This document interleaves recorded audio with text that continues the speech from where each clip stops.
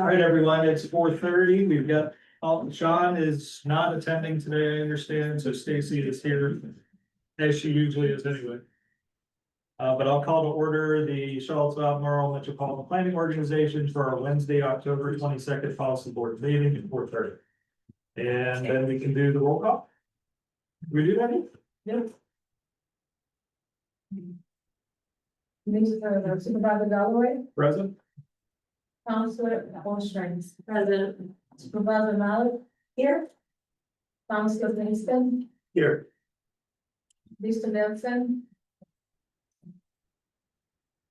Ms. Laundry, Here. Ms. Jacobs, present. Mr. Minor. Mr. Coyne. I see him. Mr. Daniel Penn. Nope. He's there, but he's Did you say Daniel Koenig? That's fine, sorry. Let's see.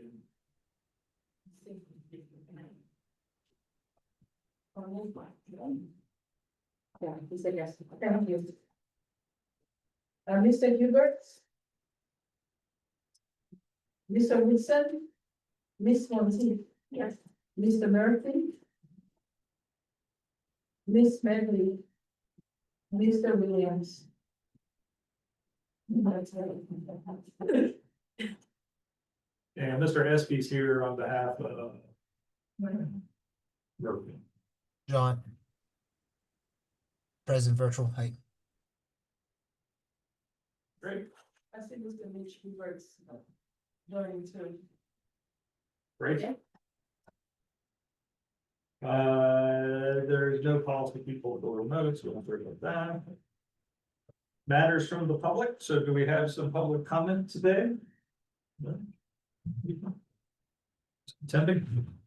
We close matters from the public and go to acceptance of the agenda. Any changes or additions to the agenda? Is there a motion to approve the agenda? So moved. Second. All right, motion made by Councilor Pinkston, seconded by Supervisor Malik. All in favor, please say aye. Aye. Any opposed? Abstentions? And then the draft of the August 27th meeting minutes were in the packet. Any changes to the minutes? Wait for adoption of the meeting minutes. Thank you. Thank you. Mr. Pinkston made the motion, Ms. Malik seconded. All in favor, please say aye. Aye. Any opposed? Abstentions? Thank you. That will quickly get us to new business. And the first item is the Campo fiscal year 24-27 Transportation Improvement Program. And Goran's with us. Is Goran still? Online. Oh, he's online. Yeah, that's all for this one. We're gonna jump in with any other details. What we have on the agenda here today are two TIP amendments that have actually already come before you all for your approval. And so unfortunately, when we had these TIP amendments, we did not go to public hearing. As we were supposed to have for these. So what we're doing is we're going back, just making sure we are completely following the process that you outlined from beginning to end to make sure to get any sort of public feedback that anyone might have on these amendments. In consultation with BDOT DRPT, they did advise us that your previous action does still stand, it is still valid, but just to make sure we are following the process, we have new resolutions for you all to sign as well. Great. And is there a presentation? Or are we just doing the opening the public hearing? All right, we will open the public hearing on TIP. Is there anyone here who wishes to comment during the public hearing? All right, seeing none, we will close the public hearing and we're looking for motions. Can we do all, or do you want us to do each resolution separately? So the two TIP amendments, those two can be separate, and the remainder of the update for the cap-related projects, those were just adjustments, administrative adjustments, so you don't have to vote on those. So looking for a motion to approve the Charlottesville Metropolitan Planning Organization Amendment Number 12 to the fiscal year 24-27 Transportation Improvement Program. So moved. Second. All right, all those in favor, please say aye. Opposed? Abstentions? That one passes. And the second is a motion to approve amendment number 13 to the Campo fiscal year 24-27 transportation improvement program. Second. All right, made and seconded. All those in favor, please say aye. Aye. Any opposed? Abstentions? Those are passed. And is there a third action? No, there's not, but there's also included in your packet a draft tip procedures document. So following this, we did go back and create some updated guidance for our staff, and then we could also communicate with our partners that are making tip amendment requests, just to make sure we're all sort of understanding what the process is supposed to look like, the documentation that we need, and really how much lead time we need to be able to make these changes and make sure we're following all of those. And so we don't have a presentation on this today, but we will at your next meeting. We're just bringing it to you in the draft right now to get everyone's input and feedback. But we're continuing to work with our local jurisdiction staff and also CAT to firm up this draft to be final. Great. Very good. Well, thank you. That was it. Look at it. That's the revision procedures chapter, not the big chart. All right, thank you. Wait a minute, we're like 30 minutes ahead of schedule. Speak too soon. Yeah, I know, and I'm happy because now we have smart scale, which might be content, which may take more than 5 minutes. Is this where I say, I'll try to get us back on schedule? Yeah. I know Sandy is starting, and then Chuck may pipe in or chime in on some later items, but we're going to move now to item 4B, which is the Smart Scale Round 7 Campo projects. Sure, thank you, Mr. Chairman, thank you, board. Thank you, staff.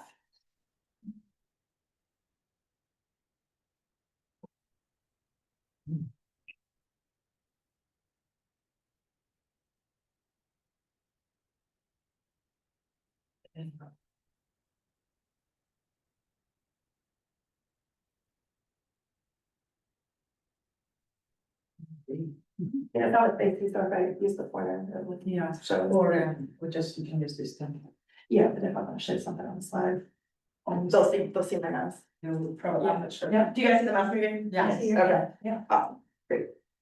All right, well, I'm gonna get us kicked off today to talk about the eligible projects for Smart Scale Round 7. And what we wanted to do was to walk you all through why we are looking at the list that we're looking at for the eligible Smart Scale projects, and talk about some of the things that need to be considered as you all provide direction on which of the projects you would like VDOT to move forward for in providing assistance on for preparing applications for Smart Scale Round 7.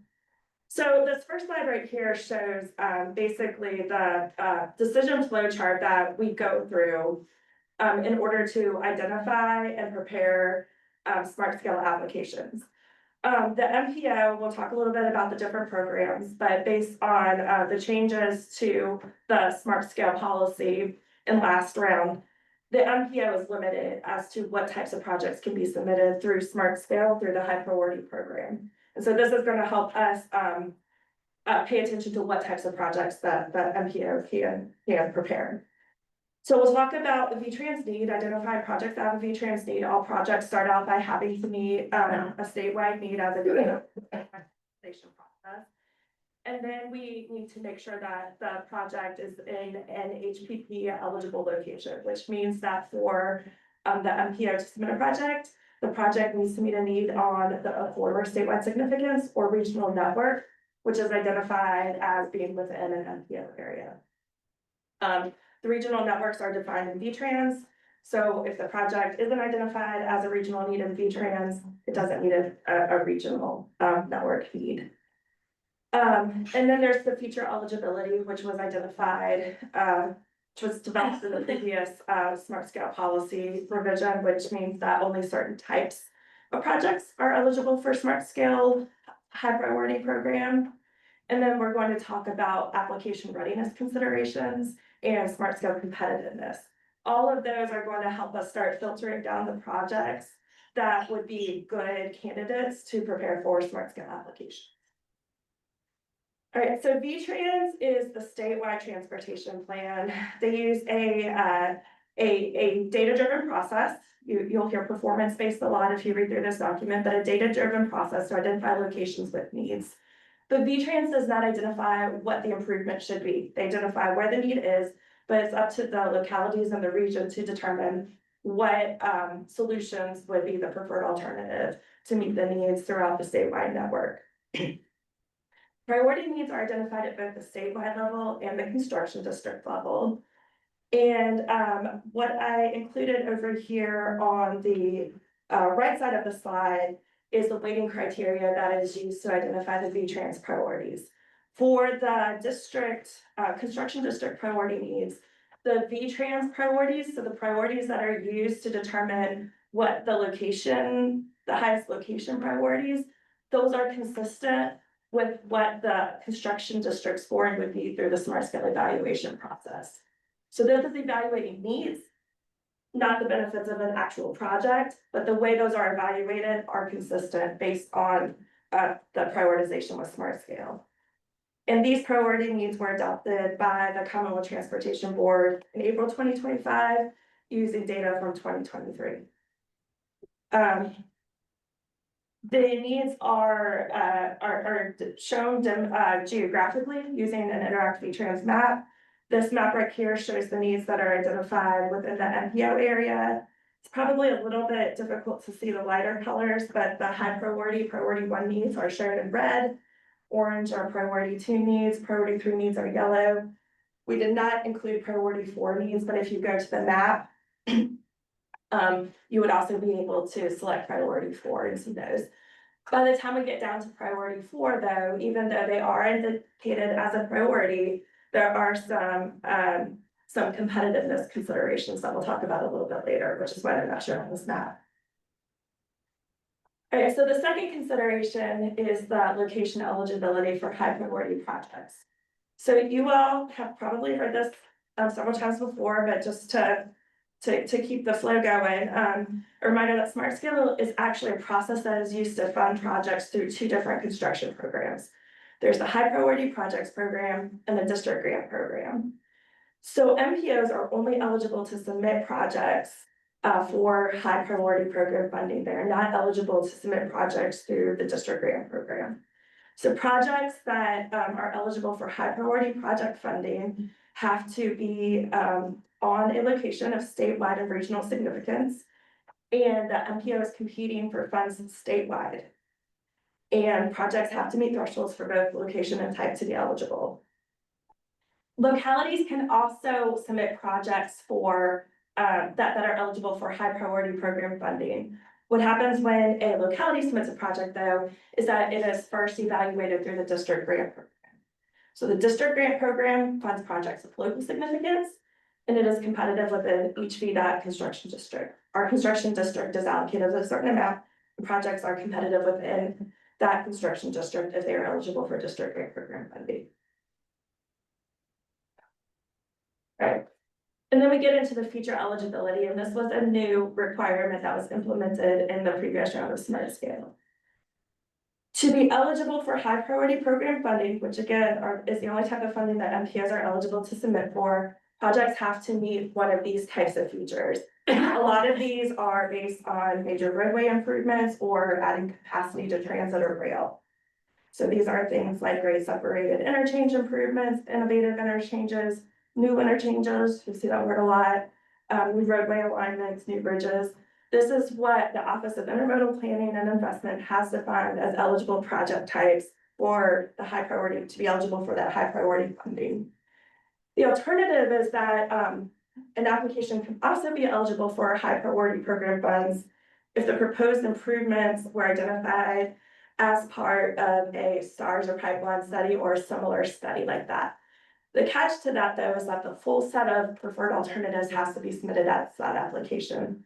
So if you do a corridor study, you have to submit all of the improvements as part of that corridor study to be eligible for the high priority program if they don't meet any of the other eligibility requirements based on the type of feature. Okay. So that helps us narrow down the locations that are eligible to be submitted as a smart scale application for the high priority program.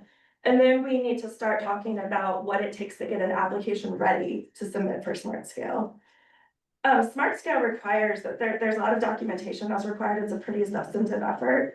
And the documentation will change a little bit depending on the type of improvement that's being submitted. All projects are required to have some sort of safety study or documentation and a plan, a concept sketch, and a detailed cost estimate.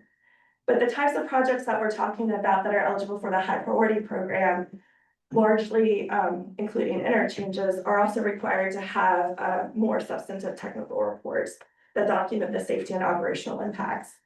So on the side, this is just an illustration from the technical guide that indicates that any of these grade separated interchanges or innovative interchange improvements are going to be required to have an IAR, that's an interstate access report or interchange access report, or OSAR's an operational safety and access report. And have other framework documents. These are major comprehensive reports. They take several months to complete.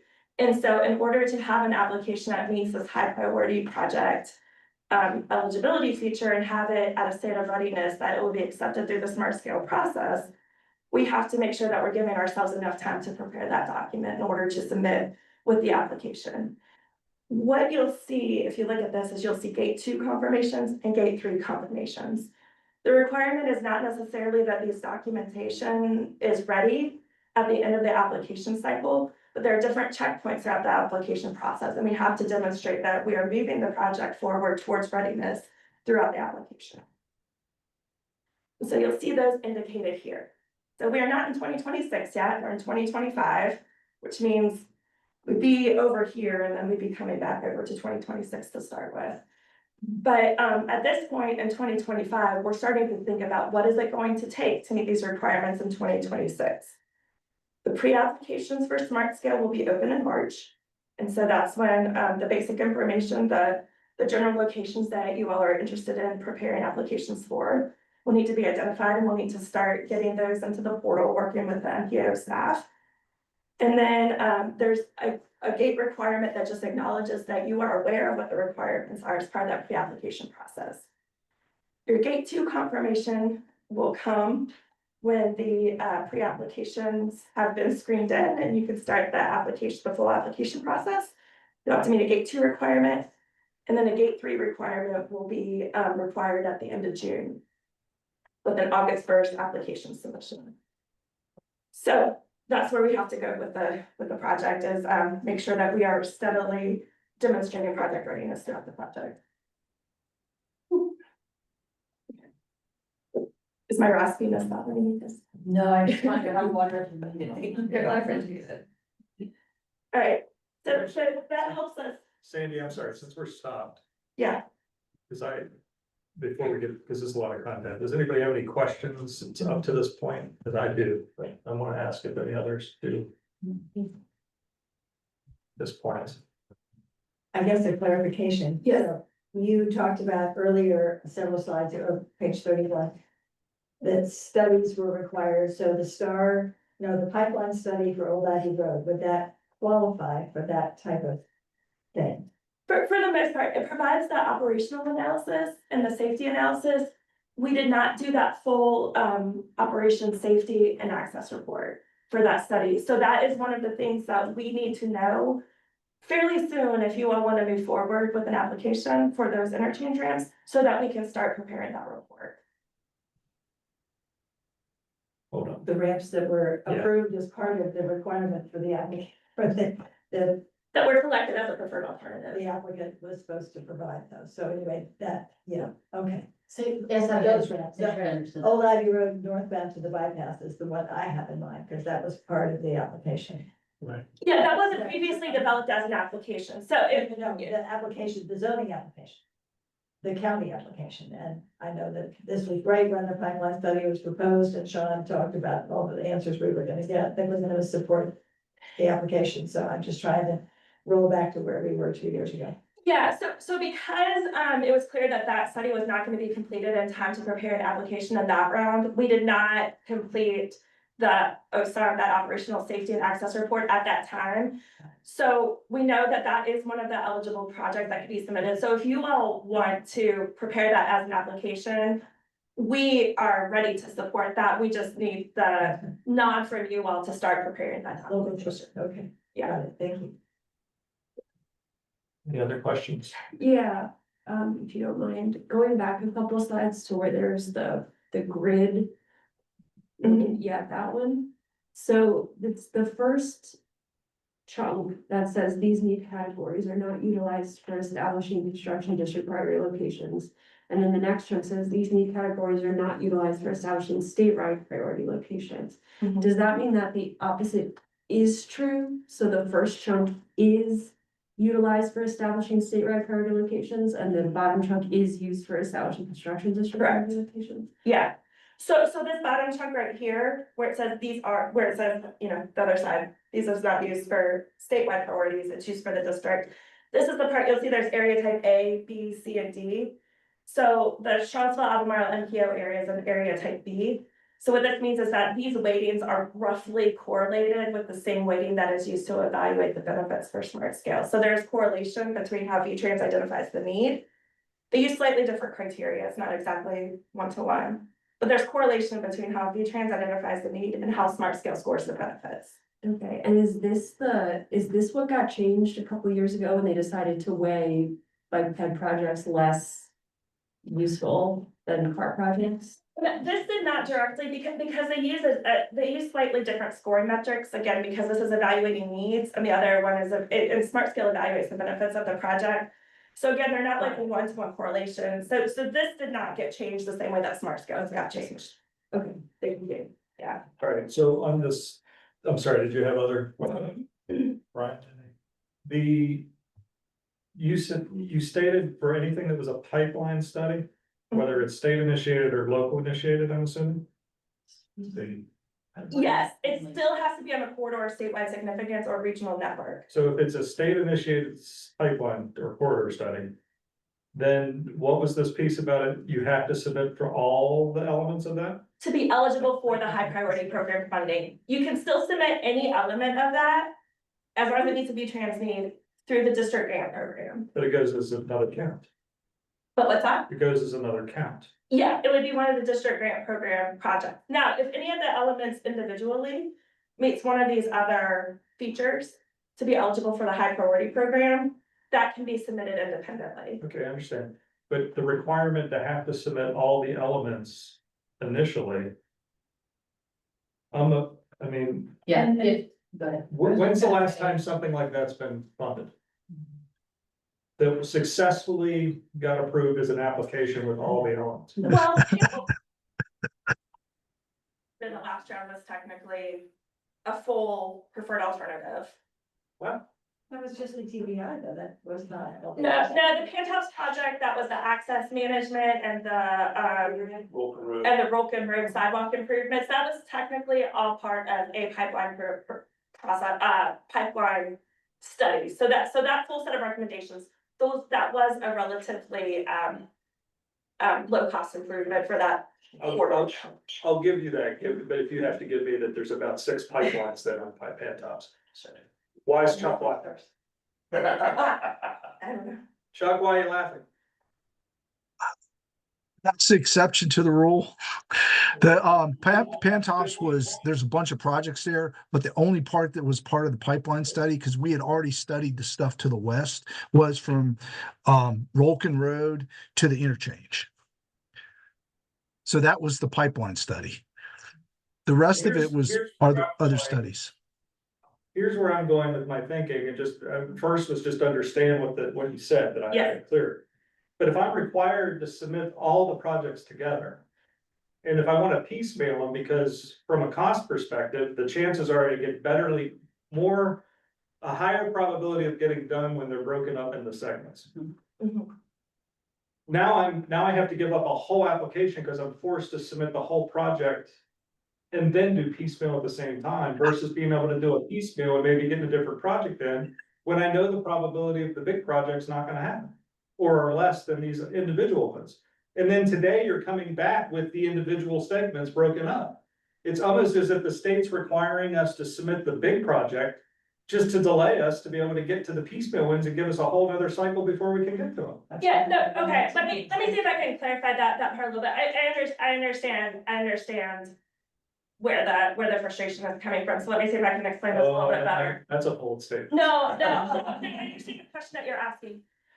You can submit any individual element of a pipeline study or STAR study if they meet this eligibility criteria for a feature. So you can submit just a ramp improvement. I don't have to submit the whole project. No, as long as it meets the eligibility requirement based on feature. It's only if the features do not otherwise meet any of these eligibility criteria that you have to submit everything together. So the Pantops project that was submitted last round that was successfully funded, it was access management, it was a park and ride lot, it was a sidewalk improvement. They don't meet the eligibility criteria based on the feature type that's listed right here. But because those were all of the preferred alternatives that were identified through that pipeline study, they could be submitted and qualify for high priority program funding as part of that package. Does that clarify? Well, I understand what you said, Okay. whether it clarifies it. Well, hey, I can add on to that. Barracks Road was another one that we did last round. The county submitted their portion to the west. The MPO submitted the interchange and the city portion of it. And then they also submitted the entire corridor because that was all the recommendations from the study. But they were still eligible to submit the others, just the smaller portion, which was the interchange. And they weren't required to submit the whole kit and caboodle. Right, because the No, interchange yeah. qualifies. They could split it up because that was eligible as a high priority need. And then we didn't get anything anyway, so this is, I guess my frustration is 10 years ago, 117, we had 118, we had the whole project. Mhm. We were told it was too big. So then we go back and we make it small, and then we're told it's too small. So you can understand why I'm tearing my head. No, I understand. Same thing with hydraulic, you know, was. No, I understand. All right, let me leave that topic for now. Realistically, and this is not a political party question, but realistically, with the change of the governor, how does that impact the Commonwealth Transportation Board's either changing of scoring for the next round and or the weighting system and or you said something else there, that what a high priority project is? Do you want me to It take shouldn't this change time, it or for do you next want me to- round. It shouldn't change it for next round because we're gonna adopt all the changes for the technical guide are gonna be adopted like next month or in December. So that's gonna basically be the rules for next round of Smart Scale. And that can be relied, I mean, nothing could change. Well, Not for the next round. yeah. Not for next round. It would be near impossible. We couldn't submit applications if they wanted to dicker with the program next round. All right. And you're getting, when, I'm not, if we had this at some point in the MPO in my years being on here, then I just don't remember. When, if we did we get a complete understanding of how the state funds Smart Scale? Because you said each district gets a portion. When did it have we ever been informed or educated on how that works at the state level? How they decide what goes to what district and then how the funding plays out from there before applications are even looked at? When They they- might have covered that in the Commonwealth Transportation Board meetings. I don't know that that's been presented to the MPOs other than maybe potentially when Smart Scale was first developed. I think it was Yeah. when Smart Scale was developed, and then there was also the change that happened around, I don't know what year, Chuck, the supplemental DGP 20. Oh. That was implemented in 2020. 2020. It'd been 20, yeah, around 2018, when the supplemental There was- fuels tax came in. Okay, I can go through it quickly. HB2 was passed in 2015. Chuck. Yeah. Yes, Why I bring it up is that if we want, I'd like to understand that, and I don't think asking you to do it on the fly is what I want. I want the Yeah. presentation in front of me. I We- want to we've be able to presen- see it. we presented that before, but there was two legislations that were passed by General Assembly.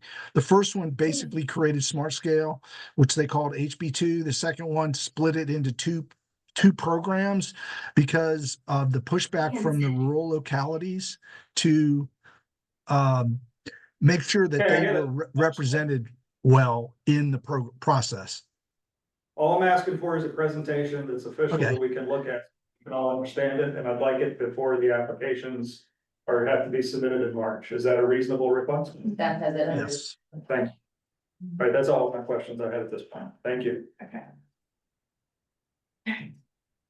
Anything else? And I kept all my snarkiness about how funding goes into transportation projects in the state. I'll leave that for another time. Well, Cause that's not VDOT's issue. don't kill the messenger. Yeah. We want to support you all, so we're happy to help you get the information you need to advocate well for yourselves. All right, so once we get through the sort of the more technical requirements to make sure that we have eligible applications that can be ready to meet the smart scale requirements, some of the decision starts coming into play on what type of project is going to be competitive for smart scale. Again, this is probably a refresher for you all, but just to make sure we're going through this, there are 6 scoring factors that are specified in Virginia State Code. So to answer one of the questions you brought up previously, the CTB has a lot of leeway to change how the scoring is calculated in each of these categories and to change the weighting. But the criteria that they have to consider itself is codified into state code. So that would be more difficult to adjust. There are different categories for how much each of these different factors counts as weighting that are based on the land use context for the area. So category A is most urban, category D is most rural, and the Charlottesville Albemarle MPO is category B.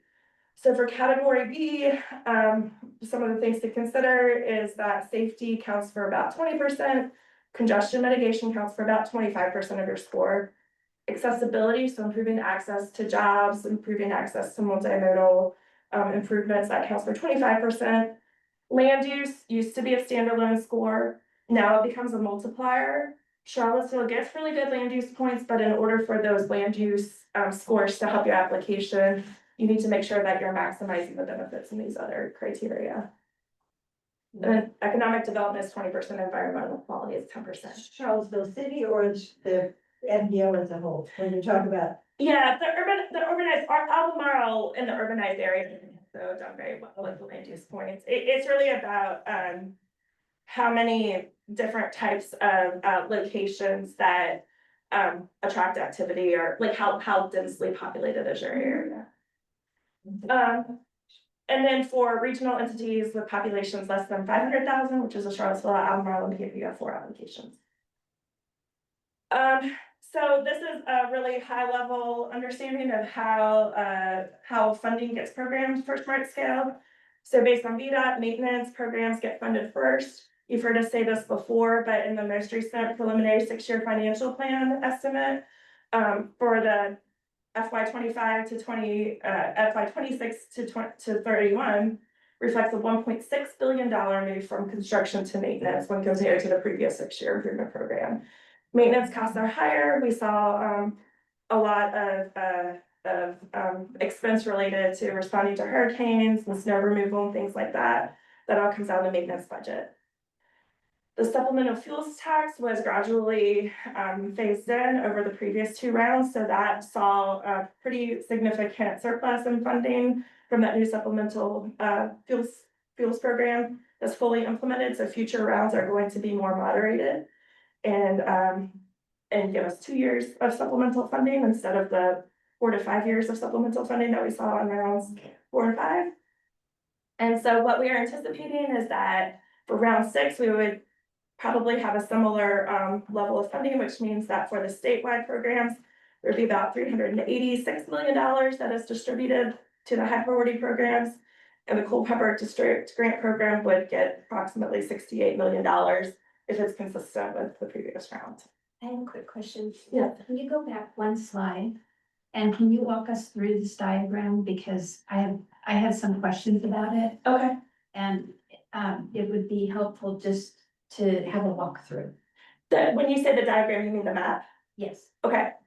The map shows, so area types, the area type that is used to score projects is based on the location where those projects occur. And those are assigned by MPOs and by planning district commissions. So the TJPDC is in one area type and the Charlottesville Albemarle MPO is in another area type. Charlottesville Albemarle MPO is the small purple here that's hashed in the middle of the green, that is area type B. And then the green around it is the TJPDC area. That is currently green right now because the TJPDC is area type C. Do you all want to share? Sure. Yeah. We have, following the last round of Smart Scale, we did some analysis on different projects across the different area types to see how they were competitive across the Commonwealth. And in looking at this map, you can see the TJPDC is an outlier in its area type when you look at the rural area portions of the PDC. And so going through a process with our commission and then sending information to each of the local governments within the rural areas of the PDC, it was determined that we wanted to go to the Commonwealth Transportation Board and seek a change in the area type for the rural portions of the planning district, so that it goes from area type C to area type D, which will then impact the weighting of the categories and how our projects are scored. So the color on the map corresponds with the weighting criteria that is used down here. So when the TJPDC goes from category C, they're gonna go from safety counting as 30% of the score to all projects that are located within the TJPDC outside of the MPO using 40% of their score coming from safety benefits. So, but I also thought that on this diagram, it said that the hatched areas were where there were MPO and planning districts. So does that, how, my question is, how do all the, and this is beyond our scope, but how do all those areas in light blue get projects? No, so the hatched areas are the MPO areas. And all the areas outside of the hashed areas are the planning district commissions. Okay. So all the areas in light blue Okay, that's. are D, are area type D. Okay. Okay. Mhm. Any other questions? All right. All right, so. So we're talking about the amount of funding that's available because competing for smart scale funds is going to become more competitive. And so we want to, along with all the other districts, support all of our applicants in developing projects that have the best chances of being successful and being competitive. Great. These are some of the takeaways from round 6 of Smart Scale. Looking at what types of projects were successful in the high priority grant program. 70% of those projects were identified as a statewide priority need 1 through 4. So you go back to, this is related back to V-Trans for that first slide that we showed that had the matrix. The way V-Trans scores these, 70% of the projects that were funded through the high priority program were identified as a statewide priority need 1 through 4. And then 96% of projects that were funded through the high priority program were locations that met a priority 1 or 2 construction district priority need. The average cost of funded high priority program projects was $27.2 million. You'll see the range was from at the low end, 10.5 million to the high end of 45.9 million. And the project that was funded in the Charlottesville Albemarle MPO area was 36.4 million. So it was a little bit higher than 27 million, but within the range of projects that were funded. Yeah, did you have a question? Well, I'll ask you since you stopped. Can you go back? Mhm. So the 23. That's of the ones that were approved applications. What's the analysis of all the applications that weren't approved in terms of those numbers? Oh, what the average cost was? I mean, it's one thing to tell me 70% of the ones that were approved was this. But let's look at all the applications out there, either by district. Do you guys do that level of analysis? We do that level of analysis. I don't have it right in front of me, but we can certainly provide it. So you want to know, just so I'm clear, you want to know what the average cost was Well, of all the projects? it's always interesting when the entity that's deciding whether your application gets approved or not is also the entity telling you how competitive you are. When you're a district in the last round didn't get anything. Small item, but the big items didn't compete. So I get what this is telling me, but I also want some more information about all applications. To understand why with the ones that got approved, not just by the reason why the ones got approved. Okay, So you wanna see more of a breakdown of all the applications and I how they want more perform? that, can you, Okay. We've got it. that would be. Yeah, that was a presentation given to the city, the whole all projects, what they scored, where the threshold was, what was awarded, what was the local match, each of these projects, all that's available. Is somebody online trying to speak, or you got your mic unmuted? Sorry, I'm on mute. Thank you. Oh, maybe he was laughing at, you might have been laughing at something else, and I thought you were laughing at me, that's terrible. All right, go ahead. Alright, so based on all the criteria, this is the list of eligible projects that meet the location, meet the project type eligibility, and that meet the project readiness requirements that we have identified within the MPO area. So these are the projects that VDOT believes we can support you all in applying for if you choose to move forward with them. So you'll see that we have the 2 bypass ramp extensions on Old Ivy Road, the off-ramp extension coming southbound and the on-ramp extension going northbound. We have the eastbound off-ramp extension at Barracks Road. We're gonna talk about Barracks Road a little bit because we also have the alternative, which is the dual left turns with a sidewalk at the eastbound interchange off-ramp turning onto Barracks Road. We'll go through the project concepts in a second. These were not the preferred alternative that was identified in the previous study that was moved forward for an application. These are the lesser alternatives, but they would be significantly less expensive. And then we have the 2 pipeline studies that we're currently working on, which is the US 29 and I-64 interchange improvement at I-64 exit 118 and the Fifth Street DDI with other multimodal improvements that we're currently evaluating as part of the project pipeline. This chart just indicates that these projects meet a V-Trans priority, that they are eligible project types. We have a study that is either in development or has previously been developed. We have concepts that either have already been developed or will be developed as part of an ongoing process. So basically showing that these are eligible projects and can meet project readiness requirements. And then we can start talking about the projects themselves. Any other questions before we start getting into the project descriptions? Yeah, you can go back, slide, any other folks? Jumping my protocol here. One clarification, the 64, separate from the Fontaine going around Roberts Red Barn to go west. Yes, that one's already funded. And what is This one is taking care of the southbound, the 29 southbound lefts onto the 64 eastbound interchange. Where there's the light at the signal, and they have to turn left to get onto the. They're gonna build a bridge for us on it? That'd be good, okay. Well, we'll evaluate different alternatives. We haven't selected an alternative yet for that, so we'll get there. You'll get a lesser alternative. Yeah. The V-Tran priority for these broke out projects, Mhm. when they were, the Barracks Road and the Old Ivy were part of big, well, the Old Ivy one never got submitted. So that's a bad example. Fifth Street's still there, but the Barracks Road, they were, and I thought did we not submit 118 the last time? The Barracks Road one. You've got as a V-Tran 2 and a V-Tran 3 for those 2 elements. What was the whole project? Oh, the entire corridor project was a roundabout at Georgetown. No, I know the stuff. What was the V-Tran priorities?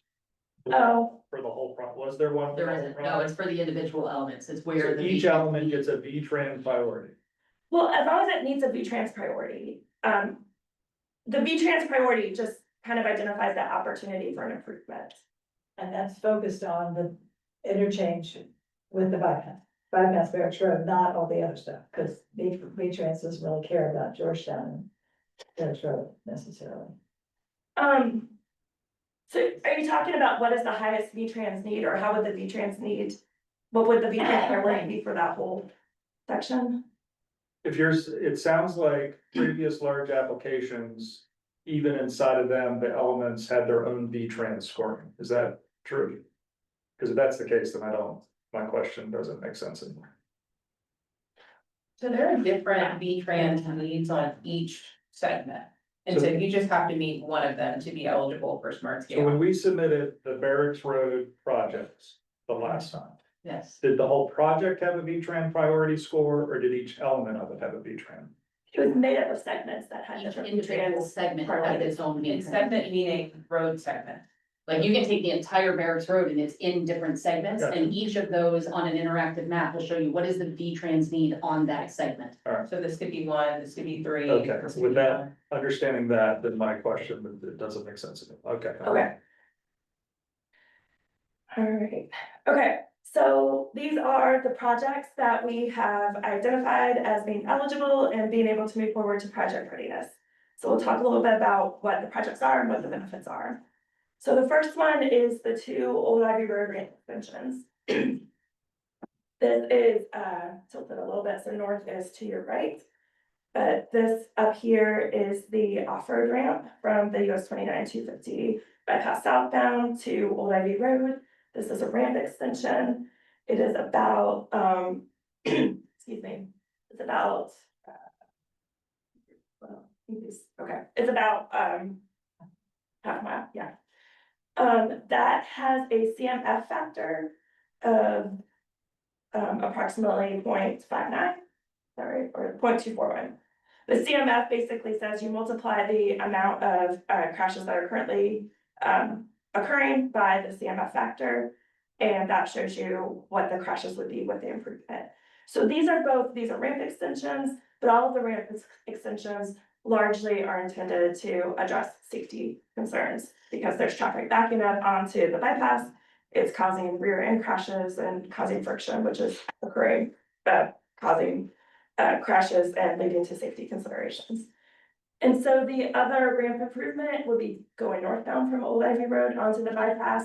This would be connecting the on-ramp onto US 29-250 with the off-ramp at Leonard's Acreage. So, and these projects could be submitted individually or they could be combined. One of the things that we'll probably need, yeah. It would be helpful to, instead of just having percentages, to have actual numbers. Cause if there's a small number of actuals, then a percentage can seem weighted more heavily when it's really 1 or 2 instances. Just for future presentations, that would be useful. Yeah, we do have that as part of the pipeline report. We're trying to keep it fairly high level, but we can certainly provide that or send you a link to the report if you wanna dig into it more. Thank you. Yeah. So these could be combined, they could be separated. I think, to your point previously, Supervisor Galloway, I think one of the things that we are trying to consider is that we can identify some of these projects that will be eligible for high priority for the high priority program and try to keep the cost as minimal as possible to make them smaller, to try to, because you do a cost benefit, to try to keep the, that cost benefit ratio as high as possible. So that's one of the considerations we can talk through as you all provide additional direction as to which projects we should move forward with. The other thing I want to add is that some of these might have multiple crash modification factors, and we can also talk about the cumulative effect. So the alternative that we are considering at Barracks Road, originally there were 2 different alternatives, and based on a question that you posed at our last meeting, Supervisor Malik, we went back and had the consultants for a current STAR study look at what the queuing was coming off the off-ramp onto Barracks Road. It is not quite backing up all the way to Leonard Sandridge, it's backing up approximately halfway between the Barracks Road interchange and the Leonard Sandridge interchange. So based on re-reviewing that, which showed a more significant queue than was identified in the previous study, we are recommending that the dual left turns at Barracks Road and the ramp extension be combined into one application. So the first part of that application would be to install dual left turns from the off-ramp, the eastbound off-ramp from the US 29-250 bypass onto northbound Barracks Road.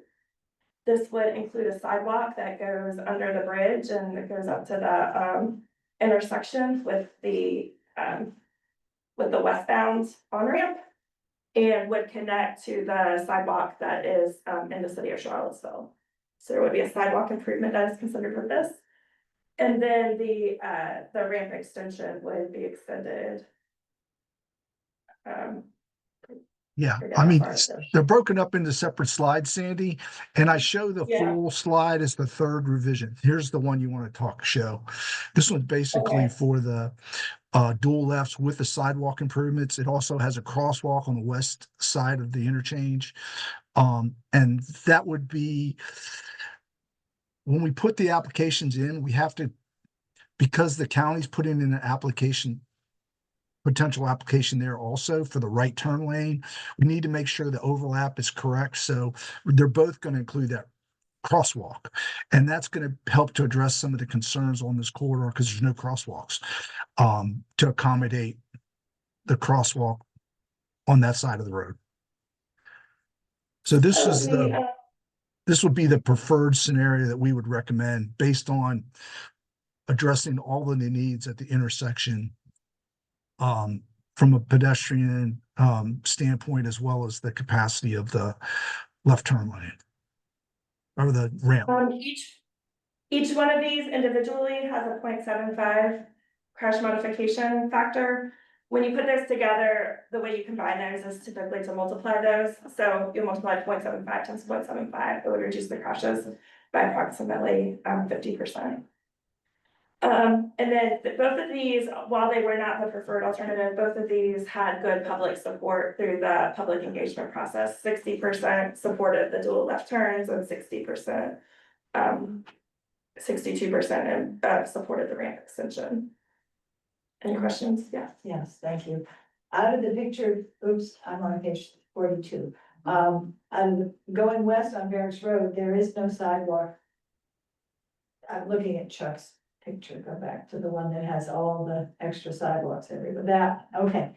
Left out of the picture, there is no sidewalk on the south side for people to walk on. So where are they supposed to go? Correct. We have a What crosswalk right here. What we're proposing we're proposing the crosswalk as the logical termini for that side of the bridge of the interchange. I guess the county's proposing to add the right turn lane and add either an SUP, shared use path, or sidewalk for that first block to the west as their application, one of their applications, which we don't have a picture of that because that's something we just talked with them on last week. So, but those would overlap and basically have a facility that goes all the way to the next block. We can't go all the way because of the right of way impacts to some of the houses on the corridor, but we wanted to go as far as we could and have logical termini for where the pedestrian facilities would be. And that we would build that as a shared use path as opposed to a sidewalk, that portion of it anyway. Any other questions? For the 60%, 62% of the people who preferred these alternatives, I assume we collected qualifying statements, not just quantitative statements about what they liked or didn't like. There were public comments that were part of the public survey too. Do you remember any of them or have a rough idea of what some of the? I couldn't speak to it off the top of my head. We can again go back and look through those. Yeah. Any other questions? Okay. And then the other projects are still in a state of development. So these are the two projects that have already been through a study where we have concepts developed. So we can talk through these, especially since Barracks Road is a different alternative than, you know, what everybody wanted to submit in the previous round. But the other projects we will continue to update you all on as we go through the pipeline project. There will be a DDI at Fifth Street. I think some of the considerations are more about what kinds of multimodal connections we can include as part of the DDI. And then we'll be working on public engagement on alternatives for the left turn from 29 southbound onto I-64 eastbound as part of the current pipeline process. We should be getting a public survey out in or early next month pretty soon before Thanksgiving, so we'll be able to have information on public feedback on alternatives that they would, the public would support for those projects. So, we can continue to discuss these projects and you can continue to ask questions. I think originally we were thinking that the policy board may be able to give us direction. I think at this point, we're thinking that that might need to hold off. Do you all want to say anything about the process that you're anticipating for making a decision? Yeah, we just wanna make sure that there's enough time, to really build the consensus on all of these projects, and so we recommended delaying this until your December meeting, just to give more time to follow up on some of the questions that you all have, and work more with local staff as well. Well, I guess preliminarily, if I can butt in, the two ramps from Old Ivy Road seem to be much further along in the bidding process than the others, and so they're absolutely essential. I would be interested to see, read some of the background stuff, because I'm guessing that the south and westbound ramp is, but that's what I personally see is merging on, going north into the bypass. I've never seen a crash there, but coming and getting off at the Old Ivy, because nobody liked the idea of keeping them on and having them use the loop, which is what it was designed for. That seems to be the higher priority one. Wait, I'm sorry, just to clarify, the southbound is the higher priority? Just when you count the numbers of cars standing in the road. Okay. You know. None versus 100.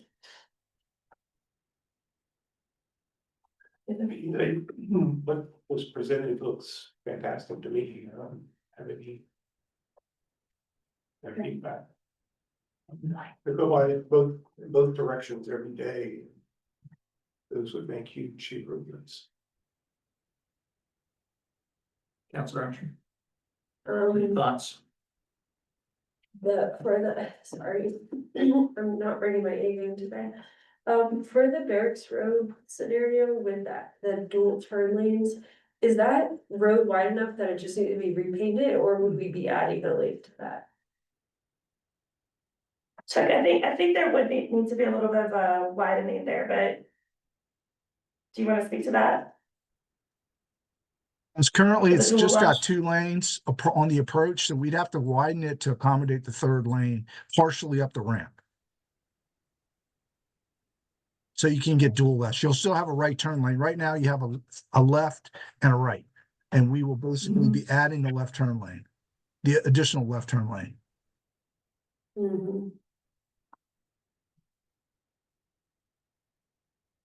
Well, I think we're in the right areas because the Barracks Road, 118, Old Ivy, and 5th Street, I mean, you just picked 4 major choke points. And how I could pick one over the other, I don't even know how to go about determining that. Because not all 4 of these are gonna get approved. So, you know, from an application standpoint, I would hope all would be competitive in hopes of getting one. I thought that 5th Street would have got done this last round. And it didn't. So, and you just said it was gonna get even more competitive. So all of these lesser alternatives got me no level of excitement. I don't see how this does anything but tell our constituents it looks like we're doing something when we're really just not fixing the problems. The problems are in the bigger projects and how they all work together. We're learning that in hydraulic in 29, which is why eventually we're gonna try to get all the iterations of that big design project in place. I think it's so much easier to tell people, yeah, it's gonna take 30 years and we gotta do it all these different components than to act like we're trying to get it all done and it doesn't, then we break out these pieces. These will look like we're doing something, we really won't be doing much. And it's gonna cost millions of dollars to not do much. So it's just becoming a fun, when you said you understood my frustration, I'm not sure that you do. So when does this stuff come before our board? Yeah, we've also got the local ones that Yeah, back here as well. Because I mean. I've got questions about the designs of each of these lesser alternatives.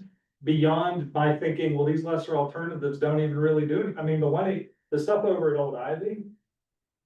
I mean, that's not, okay, so we got longer lines for the cars to wait in, but it's not gonna help get rid of the lines. I mean, I get it, I understand, I'm not saying it does, it. You know, it gets it out of the main line or the main through lines, but at the end of the day, it's just gonna, okay, so in 5 years, we'll have what we have now, just with a longer lane. And it'll cost us millions of dollars to do that. So that's, and the fundamental problem is how the state funds transportation. Oh, I wanted to get through this meeting without saying, Well, going down that tangent. I think we're so close to hitting the nail on the head with what you're talking about, where you just keep adding capacity for cars, you're reducing demand and you don't solve anything. Because it's fundamentally not a car problem, it's a people getting from place to place problem. Well, I get you, and we can have that conversation too. But to get to your solution, it's going to take a long time of figuring out how to move the cars in the meantime. Yeah, this body is not where that solution is made, this body is how do we deal with the car problem, but. I think this body can recognize the fact that it's a proximity issue, if people are not living where they're close to where they're going, then these choke points exist. And we have, I don't know why the backup is now all of a sudden, I do know why. But we've got backups occurring all of a sudden going on 29, trying to turn and head up north on 20, which baffles me because when you look north of, Angus, it's all clear. Yeah, it's the lights still.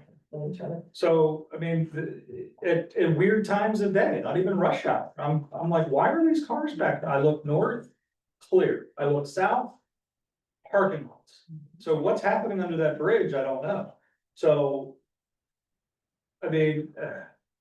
Well, and we are studying that as part of the current, We Sorry, love, I sorry. know, stuff. so I mean.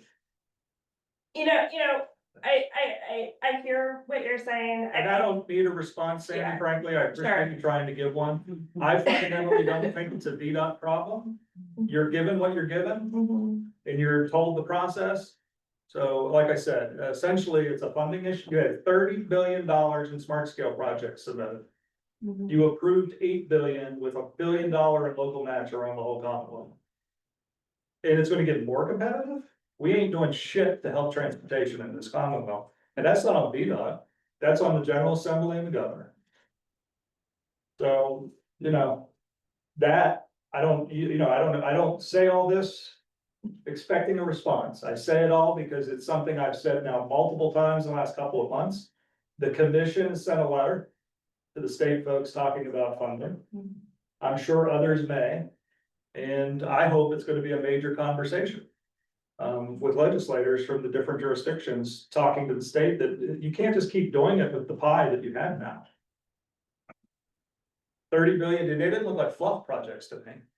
Were the 30 billion in applications, maybe 1% or 2% are fluff projects that are not vital? I don't know, maybe, does VDOT ever get a chance to go, we're getting tired of hearing from localities that we're not giving enough to help them, you guys? I think. That's why you gotta I think take you this should right now. understand that we also feel frustrated. Yeah, well, I hope you get an avenue to voice that to the people that make the damn decisions on the funding. Because you're being put in a terrible situation, because you're the ones, like us, you're the ones that get the brunt of it from the users. Yeah. All right, I'll stop. It's also a timing issue, right? This is a peak. I mean, yes, we're seeing this off peak, but it's primarily a PM peak. What's the traffic? Yes. Oh, it's no, So I got it, I sat in it for half an hour. the peak is becoming 7 AM to 6 PM. That's what I mean, the stuff on 29 right now is happening at like 2 in the afternoon, why? It's not commute times, it's happening, the Pantops, we've got this DVI out there, which is working great. But until you get over the hill at 11 AM or at 2 PM, it's all parking lot. Impossible. So it's not even peak times, it's all the time. And this is not going to, none of these projects, these lesser alternatives help with the DDI will, so maybe that's what I'm getting at. We should focus on that. Maybe that's the priority in that, and we'll have to hear from our staff and what they think, and with all the other projects that we're not even talking about yet. All right, Understand. Well, we want to support you however we can. I believe that. Thank you. So wait, what's next On the agenda or for this? for this? this was an opportunity to just reorient, look at all of the potential projects. The reason we pulled it as a voting is because there's still a lot of considerations to talk through to make Yeah. sure that, in the technical committee, Right. they too had a lot of questions. There wasn't consensus, so we couldn't come to you with a technical committee recommendation. So we decided to punt the vote so that there was enough time for folks to process what the potential is. Yeah. What the options are with the limited options that there are based on what we're eligible for. And then we need to come back to December to the technical committee and the policy board to get consensus on which ones you want to move forward with.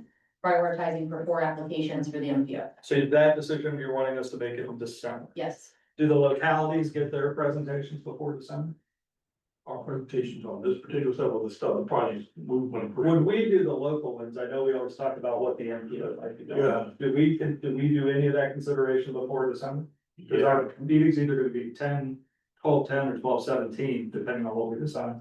The exact dates, that's all out of my head. That's not in February.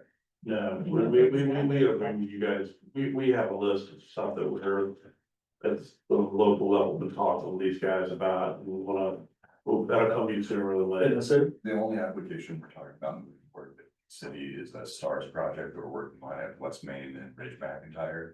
We're working through the final design, preferred design for that, and we would take that to council once we're done with that. And that wouldn't necessarily impact, because for us, we've got all these other projects that we're looking at. Right, this wouldn't impact that. I'm just making sure that not just us, but our fellow board members, council members have info ahead of time to be able to drive our decisions of what to come in here and say. So it sounds like all that'll happen before the December. Yes, and oftentimes in your local meeting, that will include information on what the MPO projects are considering. Correct, yeah, that's what I'm hoping. We'll deal with the, So, because frankly, some of our other supervisors, I'm sitting here listening to what they'd be saying about some of these designs. I don't know how the city react to some of this, but. Well, I think the other thing is, I mean, certainly recognizing that there is a funding issue at the state level. Within the funding we have, within the projects we're eligible for through the HPP program, we have to determine, are there 4 projects that the improvement has enough benefit to the region that we apply for them, or do we say we do not want to submit applications for them? And we don't want to take the 4 slots because one of them doesn't meet. Yeah. Doesn't get consensus or doesn't meet the needs. I think what the concern is that safety issue still exists.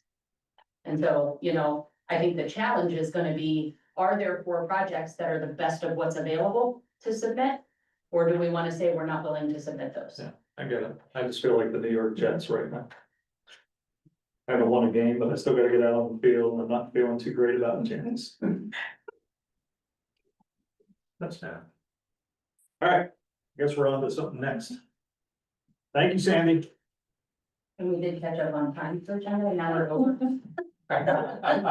You're welcome. Really fast. Well, I'm not taking any responsibility. I'll put that on the state too. If they funded better, we wouldn't have had that conversation. We have to do that long. Campo, Citizens Transportation Advisory Committee, is that next, or did I skip something else in the smart scale? That's correct. All right, and this is me. So back in August, we talked about, we had a brief, well, we had the history, that was a wonderful, comprehensive background about CTAC, why it was formed, how it was formed, who was involved with it. And talked about CTAC's feedback about what they're doing outside of long-range transportation plan time. And then we had conversations about whether or not it needs to exist. Does it need to exist just for long-range transportation? Or just goes away and comes back for that? So this body has to deal with that decision. So today, we just put it on the agenda to ask if there's any additional information or questions you have. Because we're hoping to make that decision at the December meeting. So is there anything else you all need? I'm really saying from the last meeting. So we weren't planning to actually provide anything new unless it was requested. So I don't know if Ann or Natalie, you guys got anything else that you feel like you need in order to make that decision? I don't remember when we talked about this, it's not even in the agenda setting, but asking CTAC people what they wanted to do and get a better consensus from them. cause we know we've had some say. Cancel us, like, break it down, we're not useful, we know we've had some say, but tell us what to do, and we've had some say. You know, like when people showing up thinking it's one thing, but it's something else, so I think getting a better idea of. If they think they can be useful or not. Can we make sure that the CTAC folks are at the meeting in December? We gotta have them committed to be part of it. I don't wanna surprise them with a decision that they think that's not. I think and I really don't know, are the current chair and vice chair of CTAC both city appointees? I don't know. Cause I feel like, I know I have a pretty good Donna is an MPO. MPO. She's an MPO, yeah, her but her membership, the term expired, she was reappointed. But everything was forced until the position is finished, and the chair is appointed by the city. I mean, the chair and vice chair, I feel like we got a good, in our summer policy board asked me and Natalie to do. So I think I got their opinion. But we may need to do a touch-in like that type of meeting again, just to see where we're at.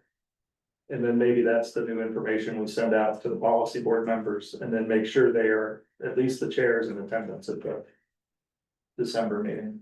It's virtual, so that should help.